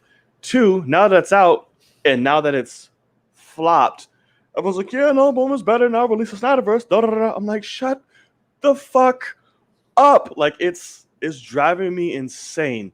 Right. How much you're abusing this shit. I'm like, and as a fan, I'm like, bro, y'all gotta chill the hell out. Yeah. But yeah, so how much did it do? Box office wise? Like let us see. I mean, already it performed opening weekend like at 25, which underperformed, they say. I don't know what it's doing now. Come on now. Old one. I want the new one. 26 million opening weekend is what it made. So that's rough. Yeah, and now it's number 2 on HBO Max. And its global tally is 72 million. Jesus Christ. Yeah, so if I just if I want to say one thing really quick, what's weirding me out is people trying to argue that this is not underperforming, because like all of a sudden now people are like, well, it's COVID. What did you expect? But like we were just having this same conversation with Black Widow and with Godzilla versus Kong, things like that, where it's like the movie, it did well for what, pandemic numbers and things like that. Right. And it's like there is something to be said, and you can tell me otherwise because you actually were a big fan of the franchise, like massive fan prior. But like in my ideas, there is no way on HBO Max this thing should be underperforming compared to Mortal Kombat. Like looking at word of mouth and marketing, Mortal Kombat had dog shit for marketing, and it did better in the pandemic. Still the number one than this. And it's like something is to be said about, because Suicide Squad's marketing was terrible, and they spent a lot of money on it anyway. And so this is it's just weird to me that people are all of a sudden now trying to make excuses, and it's like it underperformed. There's no one that you can't deny that, because this is a massive loss. It underperformed on HBO Max for sure, and even in theaters. The theaters you have in theater. HBO Max, yeah, it's a little interesting, but like you said, there's also, here's what I think is kind of happening with Suicide Squad in terms of that. The budget was 185 million. Yeah, Kenya. Yeah, it was a lot more than that. Not including marketing, which I think was another like 150. So it's coming off, obviously, the first movie, which did not correct for a lot of people. It has that going for it. It has shit that I'm sure it's a comic book film, but it's a brutal ass R. So I'm sure parents and everybody else is like, oh, let's watch Suicide Squad or whatever the fuck. Or heard about it, it's like, yeah, no, you can't watch that, little Brian, or whatever the hell. Yeah. As for a property like Mortal Kombat, that was what, how many years in anticipation and wanting since the original? Like regardless of how. Like talking about what people think about when they think Mortal Kombat movie, look at the difference between first Suicide Squad and the last Mortal Kombat movie. Like, I mean, wait, say it again. Sorry. Like the old Mortal Kombat movie is, made for TV compared to David Ayer's Suicide Squad theatrical cut. Yeah, but still, Mortal Kombat, that's a cherished classic. So it's like you finally get. But like, I don't know. It's weird to me because for someone who it doesn't come with as much negative, I would say, as Suicide Squad. Like I don't know Mortal Kombat, so like I didn't care about that at all. Like they had to sell me, and then word of mouth is, the movie comes out and, a lot of people saying it's not very good. It's fine, whatever. And that's most of the word of mouth. And compared to this one, which is nothing about the marketing or about this movie looks like the previous. The tone is obviously different. Plaster James Gunn on that, made by the guy that made Guardians of the Galaxy. Like everything is different. And it's vastly underperforming compared to Mortal Kombat on HBO Max. I think that's very weird whenever you look at, like, I don't know, like I need to see what Mortal Kombat's box office was, because I'm sure it was terrible. But I'm sure the new Mortal Kombat movie didn't have as much negative ties to it or affiliation as like the Suicide Squad did. And like I said, there's a lot more anticipation. And the trailers look promising as fuck. So, and that's also why people are like, yeah, I'm hype. Mortal and nostalgia. Kombat made 84 million total currently. So I would guess that, since Suicide Squad has 72 now, they will pass that. But it's just weird to me that like word of mouth apparently did nothing for this movie, because not one person said this movie wasn't fantastic. I've seen a few, and I'm like, how can you fucking think that? Like if you look at like Rotten Tomato scores, like comparing the two, like for a few days, Suicide Squad had 100%. Whereas Mortal Kombat has a 55. So like That's kind of wild. I don't know. I think it's the mix, and plus you have to, whether we like it or not, these little fucking Snyderverse heads are probably like boycott, don't watch, don't watch. So that's also hurts a little bit of numbers. That's a big population of comic book fuckers, No, but that makes it big. helps. Snyder Cut was what, 5th? Is it still 5th?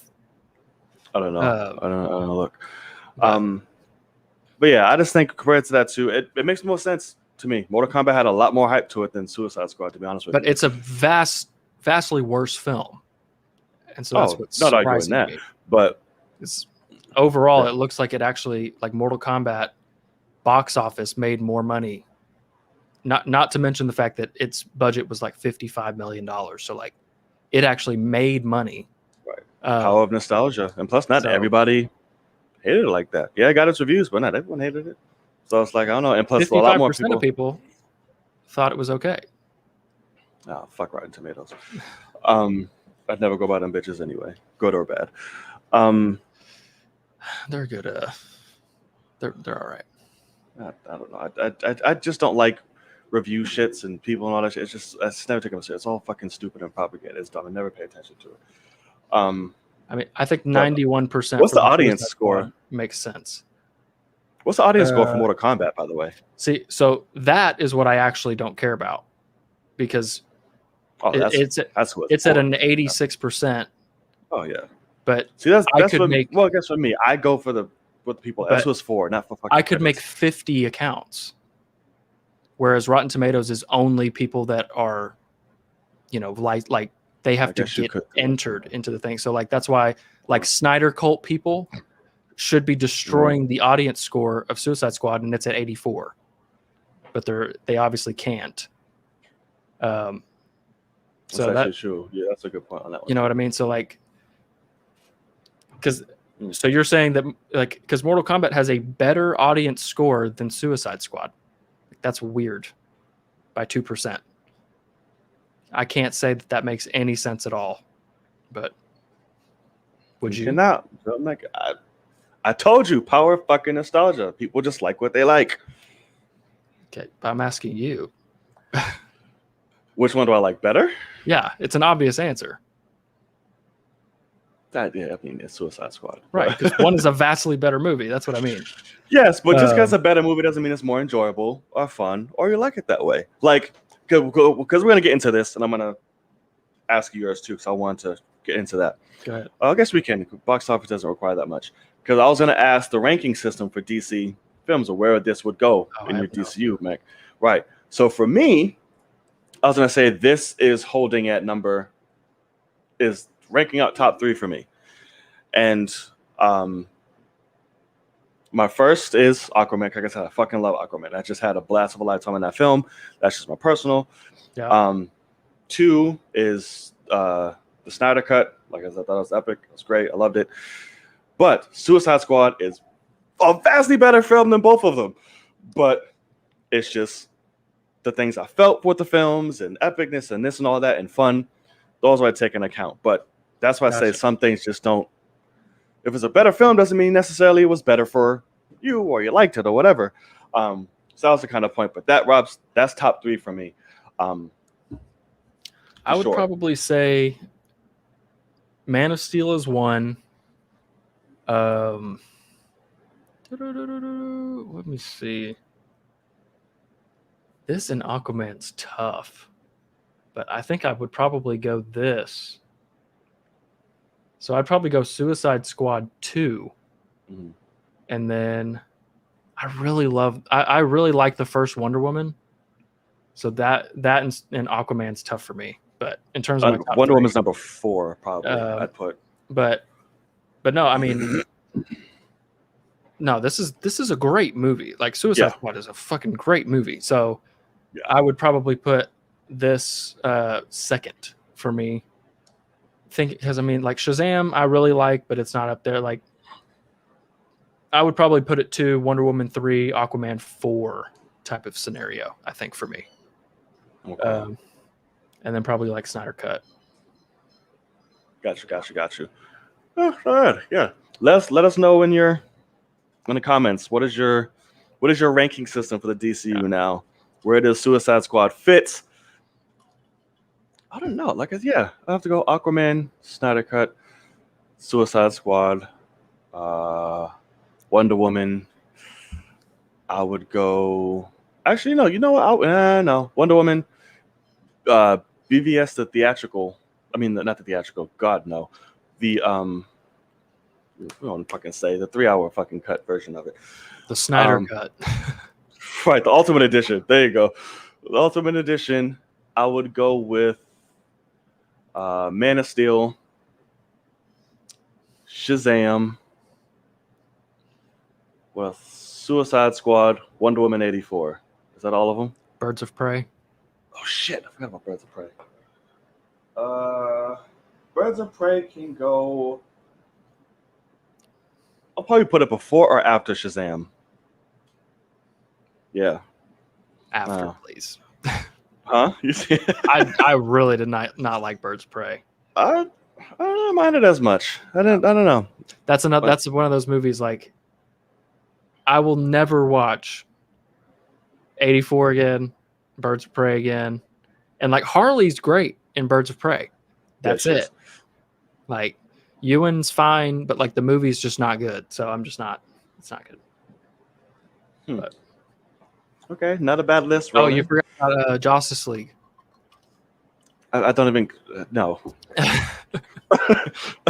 Come on. No, that doesn't even go anywhere. I am okay. I don't count that. There was only one Justice League film, and that's it. It's not in the DCEU. Yes, it is. Obviously, that's everyone's fucking number one. Are you lying shit? Hello? I mean, Suicide Squad has nothing compared to The Dark Knight. Sorry. Right. It's not even close. Dark Knight is not DCEU, sir. Yeah. That's so funny. I don't want to like call you out, but like, you don't think we'd be maybe bringing that movie up? Right. Aquaman, Man of Steel, Suicide Squad, Snyder Cut, and BVS. Not bad. I just can't get what. See, with me, Man of Steel, like a lot of people love fucking Man of Steel. Like, it's great. You think it's a master?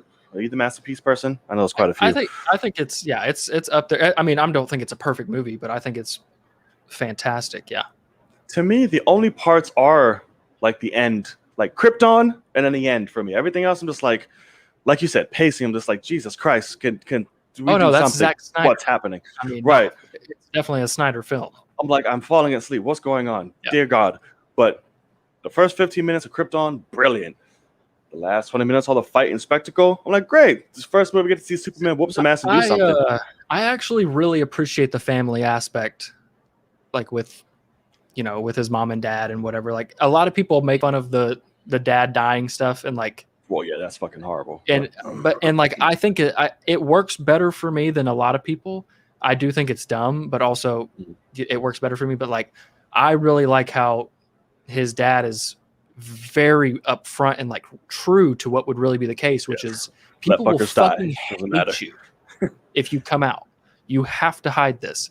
And like a lot of people hate that because it's not hopeful, but like it's the truth of like you're a fucking alien. If you want to have any sort of non-psychological issues and become a villain, and that's kind of let people die, Dad. Yeah, that's what I see. Is like I see how strong you are. If you come out, people will hate you, and you will murder the planet because you should, because we suck, and that's kind of how I see it. And so I like how he's like I had to save them, and he's like, no, you didn't. Like, no, I like the moral battles of it. I'm just like, there's just so much in between. I'm like, no, it's 25 minutes too long, which is a long time. Yeah. Like, yeah, no, I agree. But I think it's great for especially like a Superman movie, especially like it's kind of difficult to do a Superman movie like that. Krypton, well, in order of awesomeness, Krypton, flight scene, end of movie. There you go. That flight scene was great. It's great. With that score, I was like I don't fucking like Superman, but Jesus, like I'm feeling this. So yeah. So that'll probably be my thing here. All right, y'all. So we're gonna leave it to y'all. Comments galore. Go crazy. Yeah, what's up? Crazy. What y'all got? I know y'all very active. I know if y'all haven't put your list out, let the list be known. What's going on? Oh yeah, that's true too. Next DC movie, The Batman. is the Batman. You see, what is that site going on that's like fucking trolling the hell out of everybody with all these Batman horrible situations? Discussing film. That's what it is. That is not. Have you been seeing that? If you're seeing that on Discussing Film, it's the fake account. Yes, I'm saying they're like Oh, trolling people. It's hilarious. yeah. They're Well, no, they're I like mean, they're like saying it. I blocked that a year ago. Oh, I just found it funny the shit they're posting. They just Oh, posted no. how Robert Pattinson just got in a fist fight with Matt Reeves, and they showed a picture of him in the While they fucking haven't, stunt. while they're not filming. Right, that's what I'm saying. It's meant to just fuck with people right now and find Yeah. it hilarious. I don't. And I love it. I have. What's that? What's the other one called? Something you got covered or whatever. I have them blocked too. I can't remember what their name is. It The one- sounds familiar. What everyone talks shit about because they're terrible. What characters would y'all want for a Suicide Squad sequel? Bloodsport, Deadshot, Batman, and the rest we can go from there. I don't know yeah, all these people that he's talking about. Like, I honestly couldn't give a fuck about any of those people besides Poison Ivy and Bane. Probably everyone else I don't really care about at all in that list. Oh, you're insane. These people look great. But I don't know them. Like, so I don't. Killer care. Frost would be dope. Poison Ivy, interesting. Bane, yeah, that would be pretty dope. Just don't make him a bumbling idiot. Clayface would be interesting and a very good visual character to see. Parasite, okay, Toyman, Mirror Master. Mirror Master would be interesting. I feel like Mirror Master could only work with like James Gunn though. Solomon Grundy would be awesome. Cobra, Gorilla Grodd, Great, and Katana. Those aren't bad ones. I want to see a Mr. fucking Freeze. That's what I want to see. Don't get him started on Mr. Freeze. Good God. I want to. He is all about it, Mr. Freeze. Kenya. I fucking love Mr. Freeze. And listen, Arnold was fucking great. I don't care what nobody says. For that time, Arnold was great and obvious. But no, that's one of those things. Looking at what the Riddler looks like in the Batman, you know, because obviously I'm hoping that this movie's fantastic and fucking, you know, everybody loves it and we can continue that world. Because that world doing a Mr. Freeze would be very interesting. Like, it would be. I probably doubt he'd do it though. I don't know, man. It's Matt Reeves. I'm sure he'll stick to more grounded level fucking villains and people. I don't think he's gonna have like these fucking super powered, enhanced, kind of complicated, not realistic story births on his film. So I don't know. Man. He made 2 good movies about an ape. Yeah, he did. He can make things grounded. He's pretty good at it. Yeah. Like that's what I mean is like he won't look like, that's why I said like the Riddler. Like he took the Riddler and like made him, his look is completely different, but he's still the Riddler. Mm-hmm. And whereas like Mr. Freeze, I don't know if he'll walk around with the glass thing over his head necessarily, but like he should. That's the only logical reason. And so, or he died. But he can make it work. Yeah. Mr. Freeze ain't complicated. In a Matt Reeves situation, yes, he is. Somebody who can only survive off cold with a giant fucking fish dome looking thing on his head and living in ice palaces. Yeah, it's kind of a little outside of Matt Reeves. Yeah, I'm saying. He ain't complicated. He's sophisticated. I see what you did there. Joaquin if y'all haven't seen, I told him about that. That's on Logan's list. Correct. And pretty high up there. My cousin watched it the night before he saw the Suicide Squad, and he was like, "That movie's awesome, and this movie's awesome." Yeah. So, and I'm telling you, Batman on Arkham is such a fucking badass. Dear God, I'm like, Jesus. That was the one thing he said, is that he wishes Batman was in it more. He's not in it much, but the times that he is, yeah. Sweet God, because it's not about him. You know, his name is on there, but yeah, no, he's kind of like the boogeyman type shit in that movie. Right, that's what he said. Yeah, which I love because that's Batman, so I'm here for it. But yeah, so they're great, and Harley's great in that film. Well, I won't tell you all who's in it. Just go watch it. I don't want to give away the characters, but yeah. So let's see what else y'all got. I'm back. What if tomorrow? Tonight. Oh, yeah. Oh, shit. Yeah, it is. Yeah. And The Walking Dead Sunday. Oh, my. Okay. Nobody Well, I don't know watches how I'm that. going to... What? Who watches that? It's The Walking Dead. But it sucks because here's... Okay, so I had an issue. I had a very interesting weekend. Oh. And interesting as in fucking hell. Why? So I don't know how I'm going to... It's probably going to be a while before I get these reactions up. Awesome, because, life likes to fuck me when I try to do good. That's correct.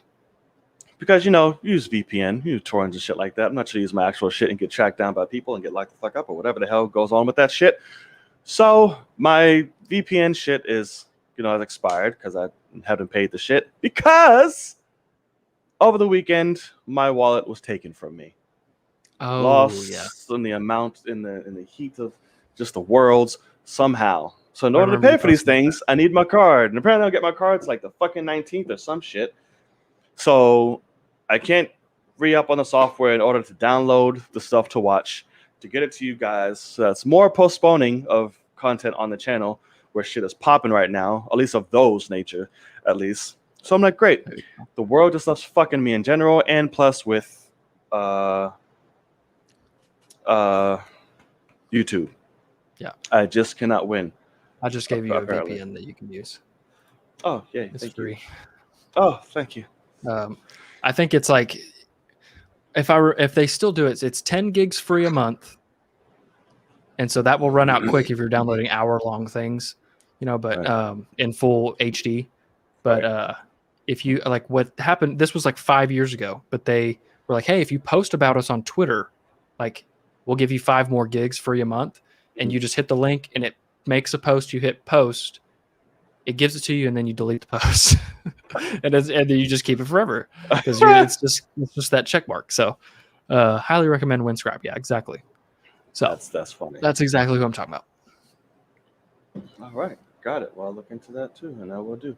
I don't know about y'all, but no, I love that. I love those moments with those three, like the original moments, and that's all. Like when she saved them and like she's hugging the flag and all that stuff. Like I like their very what's the non-traditional like they've been to war with each other, and so it's like they have a respect that they're like, hey, like, right. What's up?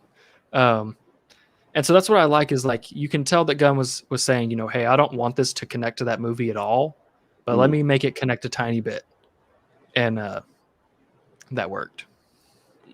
Poopy Pants, go home. I don't know what you want.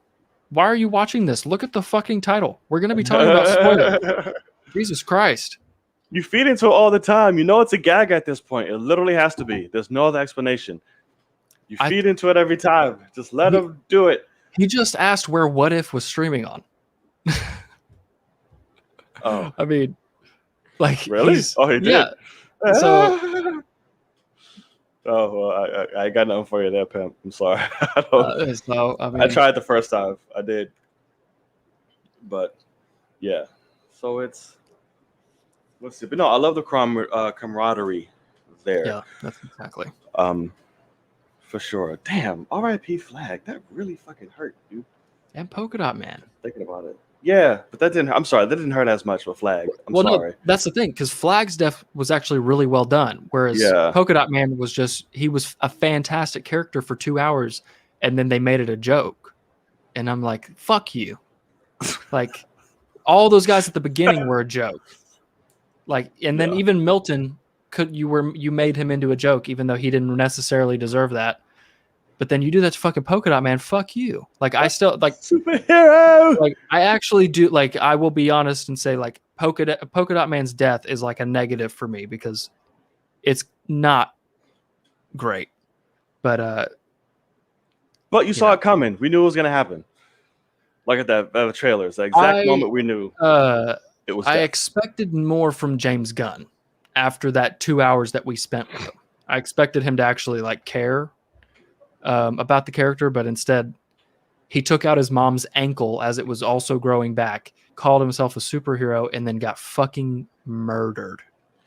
His tentacle thing didn't grow back because when he fell at the end when he died, his shit was all fucked up at the bottom. I mean, it was growing back while he was doing it. Oh, maybe it just could be the image of her. I don't know. But when he died, his shit was all fucked. I was like, oh, okay. So, Well, I mean, I'm sure it was injured, but it wasn't like gone. Oh, like because the rats. Yeah. I don't know. And that shit was disgusting. We spitting all that shit out of his fucking armpits and shit. That was gross. Giant vagina. Yeah, I was like, ugh, can we stop focusing on all this fucking ugh. Why do I care if Polka Dot Man died happy? What? Why do you care if he died happy? You want the man to die happy. No. I want him to die happy, sure, but also I would like him to maybe die in a meaningful way if he's going to die. Okay, to say that. Don't say why do you care when I'm dying happy. Man was sad the whole movie. Well, no, but I'm just saying, like, well, no, like when he says fizzle sticks, he was in a pretty good mood. That wasn't happy. He said fizzle sticks. He dropped some shit. But he's obviously not sitting there in mental torture like the rest of the movie. He's not. You know in the first city, he felt a little himself. Something. Yeah. And then it was immediately like, my friend. Yeah. Well, yeah, because you fucking yeah, exactly. Right. So you'd have no moment. But I don't care. Like him dying happy doesn't make his death good. Like they could have had him die happy and it also been more meaningful. Because so how would you want him to die? What do you think would have been a better way to execute that? Sacrificing himself for an end goal instead of, even if you want to say that like he took the bottom part of the starfish's point off, he still has a giant nub to stand on that doesn't change anything. So like if he was going to sacrifice himself for his newfound family, that could work. But instead he just you wanted him to pull a fucking Diablo, meeting these people for like a few hours, like family. No, but he did the equivalent of like chopping off a human being's toes on one foot and was like, let's fucking go. And then I shot him. Just point blank blew his brains out. Like that's exactly what happened. So I don't know. I think it was fitting. Let's say, unless you can come up with a better way. Like I'm sure there are, but off top it's like, but that's not his character. He's not just go out of nowhere, just go and sacrifice himself now, or think they're a family. Well, no, but in the sense of like, sacrifice yourself by, you could hold on to shooting more while you're actually hurting the villain, or something. Not. I did like nothing. If he got injured, like his last stand is like, I'm just like, give you all some time to like fuck some shit up. Yeah, exactly. Gotcha. Let me do nothing, be happy. Oh, he's happy, kill him, because he's not like, that's his character. Like, oh, he died happy. I honestly do think that that's probably what James Gunn's thoughts were, but I just it's a meaningless death. You know what I mean? Like, whereas it was used for more shock value than anything. Yeah, exactly. It took you back to the beginning with meaningless deaths. Right. But like he knew everyone was in love with him at this point. So yeah. So then, but whereas like Rick Flag, his death is meant to get, push Peacemaker to a different angle, also possibly mess with Peacemaker's mind and hurt the crowd, in a lot of ways, because that's the OG. So like his death was very meaningful after an incredible fight scene, so. Damn, that sucks. Right in the heart. And that's where it hits you too. Like we both got stabbed in the heart that day. Yeah. But I think the best way to make this movie a masterpiece is while, Starro's all fucked up, you have the ramp going like straight to his eye for Harley to like, run and javelin. Instead of Harley coming out of nowhere, like she's running and she like fucking trips or some shit. It's like, damn, like what am I gonna do? I don't know. And all of a sudden, fucking Darm's Charger bursts out the fucking roof of the building and just runs straight into Starro's eye, and then fucking all of that. He just comes out swimming and starts shotgunning the inside of his fucking eye. You want to know one thing? I'll be perfectly honest here. I almost wish that they hadn't, because like the eyeball scene freaks me out. The way she jumps in and just there's like no resistance. Yeah, no. And so I almost think that they could have gone more comic booky, because at the end of the day, what is that? It's a javelin. Like it's from the character Javelin, and it's his javelin. And so like it would have been really cool if she had ran on that ramp and like done some crazy jump and just thrown it through it. And then the rats go in, but instead he wanted like a beautiful somehow scene, because you after that what's happening, but like it would have been like a badass moment if Harley was just like for Jesus Christ or something and just like fucking threw it like super hard, like I don't know. So or for Milton, maybe, who knows? Oh, that would have been take that stupid line against Idris out and you say that would have been good. That was good for Milton moment. Oh my god, that would have been beautiful. That would have been great. I'm knocking the movie a little bit for fucking that up. That would have been great. That was fantastic. Yeah. Oh my god. That would have been awesome, actually. I think they need to add that in. Oh my god, fantastic! On the DVD. That's just the DVD. Just ADR. Just have her as she's jumping, just for Milton. Milton. Oh, that would be awesome. Oh my god, can you imagine the giant laugh and like scream that would have gotten? That would have. That would have for sure. Yeah. Wow. That's a great addition. Damn. We just hit something really good. Damn. Yeah. All right. The night cut. Yep, absolutely. The night cut of Suicide Squad will have her doing that for sure. Yeah.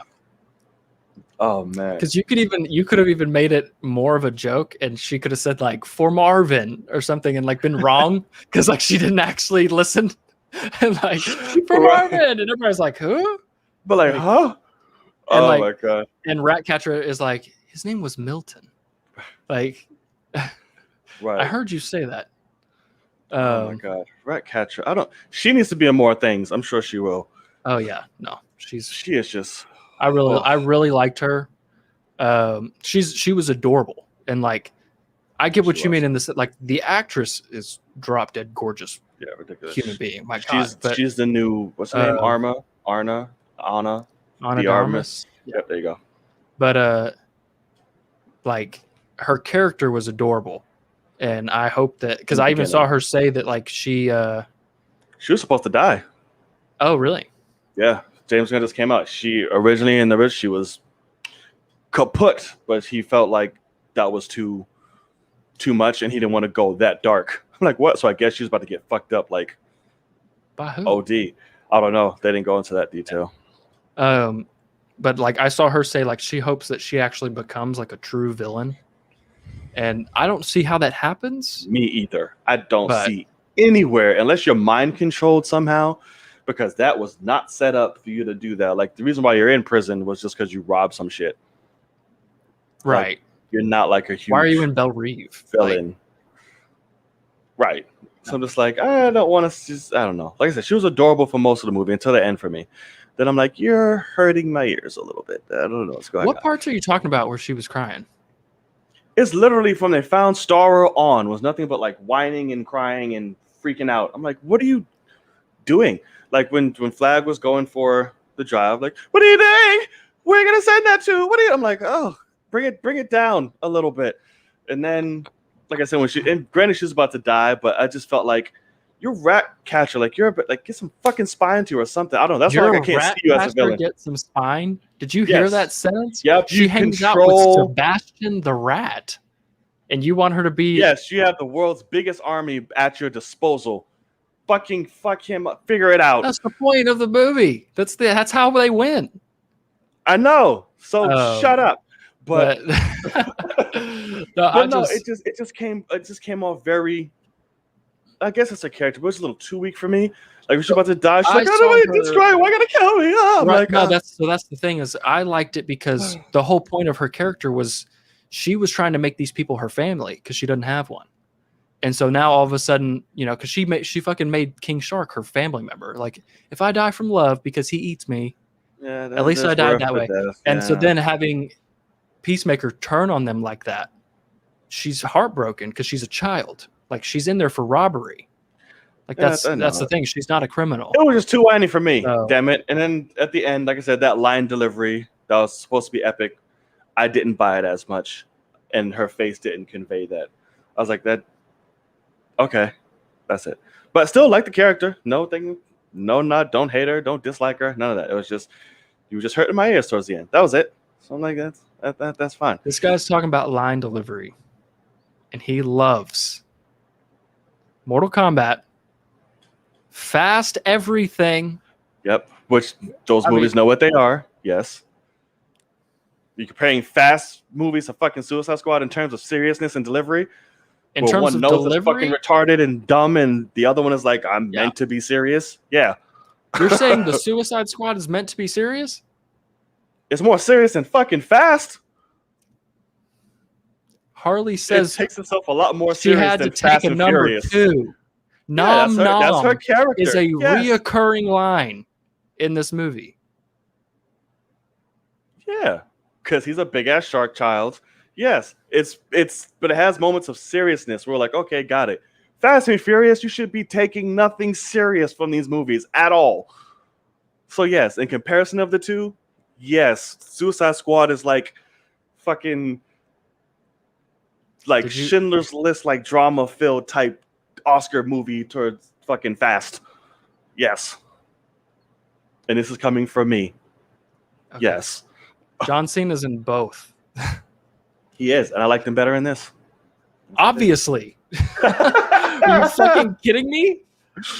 Maybe because this had a real director and writer. I lost which argument? That Suicide Squad isn't better than Fast? I hope that's not what you're saying. No, you're saying that you're upset about her line delivery in that moment. When you like dog shit, and then you're mad about this one? Right. I like dog shit when it knows it's dog shit. So you're saying her line delivery was dog shit? No, I just didn't like it. I didn't believe. I was like, okay, I didn't feel anything from him. Like, all right, gotcha. Fine. Yeah, dog shit's a little harsh, but no. All right. But no. Yes, because it did nothing for me. Cena does not tickle my weenie or fancy at all. So yeah, not at all. But it was funny as shit. Sounds hilarious. Yeah. Yeah. So I was like, I'd go for it, brother. Then your stuffed ass undies. Tear it up. I know. His nuts were giant. Ridiculous. I'm like, I can't stop staring at it. Like, I don't know what's happening. He literally looked like a Ken doll. It's just rounded at the end. I'm like, Jesus Christ, dude. I was like, all right. He's got King Shark's nuts. Right.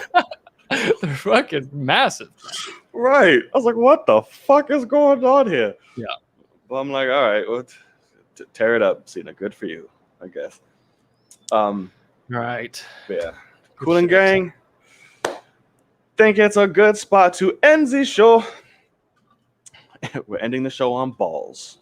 Wouldn't be the film cave. That's correct. Absolutely. So I want to thank y'all for joining us on the latest episode 36 of the Film Cave. I want to thank y'all for joining us. 36. Absolutely. Again, if you made it here this far, if you like what you saw, please hit that subscribe button right down there below. It's simple. It's easy. You've done a lot more strenuous things with your finger, so I'm sure you'll be fine. Figure it out. Hit that thumbs up and a notification bell again to be reminded. All of this helps the show reach a lot more people and helps us grow. So yeah, can't do it without you guys. Sir Logan, where can the people find you and what do you have going on? Yes, sir. If you're watching on my stream currently, John is in the description. Go subscribe to him. In terms of where you can find me, on Twitter, right here above me, and Logan Swish on YouTube, we've got What If tomorrow. So tomorrow morning you can be expecting a What If reaction edited down to whatever it can be, and then on Patreon the full thing. I also do want to give a shout out to Squad for the super chats today, as well as the day one call out for Fresh Out the Ass. I think that's fantastic. That was episode 1 with Akasan, so I think that's awesome. After 30 intercourse episodes, we're here because 30 sex. But yeah, so that's where you can find me. I'm excited for What If. Fucking was like intercourse. I know. I could see that you didn't get it. Yeah. But I'm more excited for What If than I think a lot of people are. So I'm actually like dying for tomorrow morning. So let's get it. Well, I'm gonna check out this thing you sent me and see if I can. If you need help, let me know. I'll look at it too to see what they're looking like now.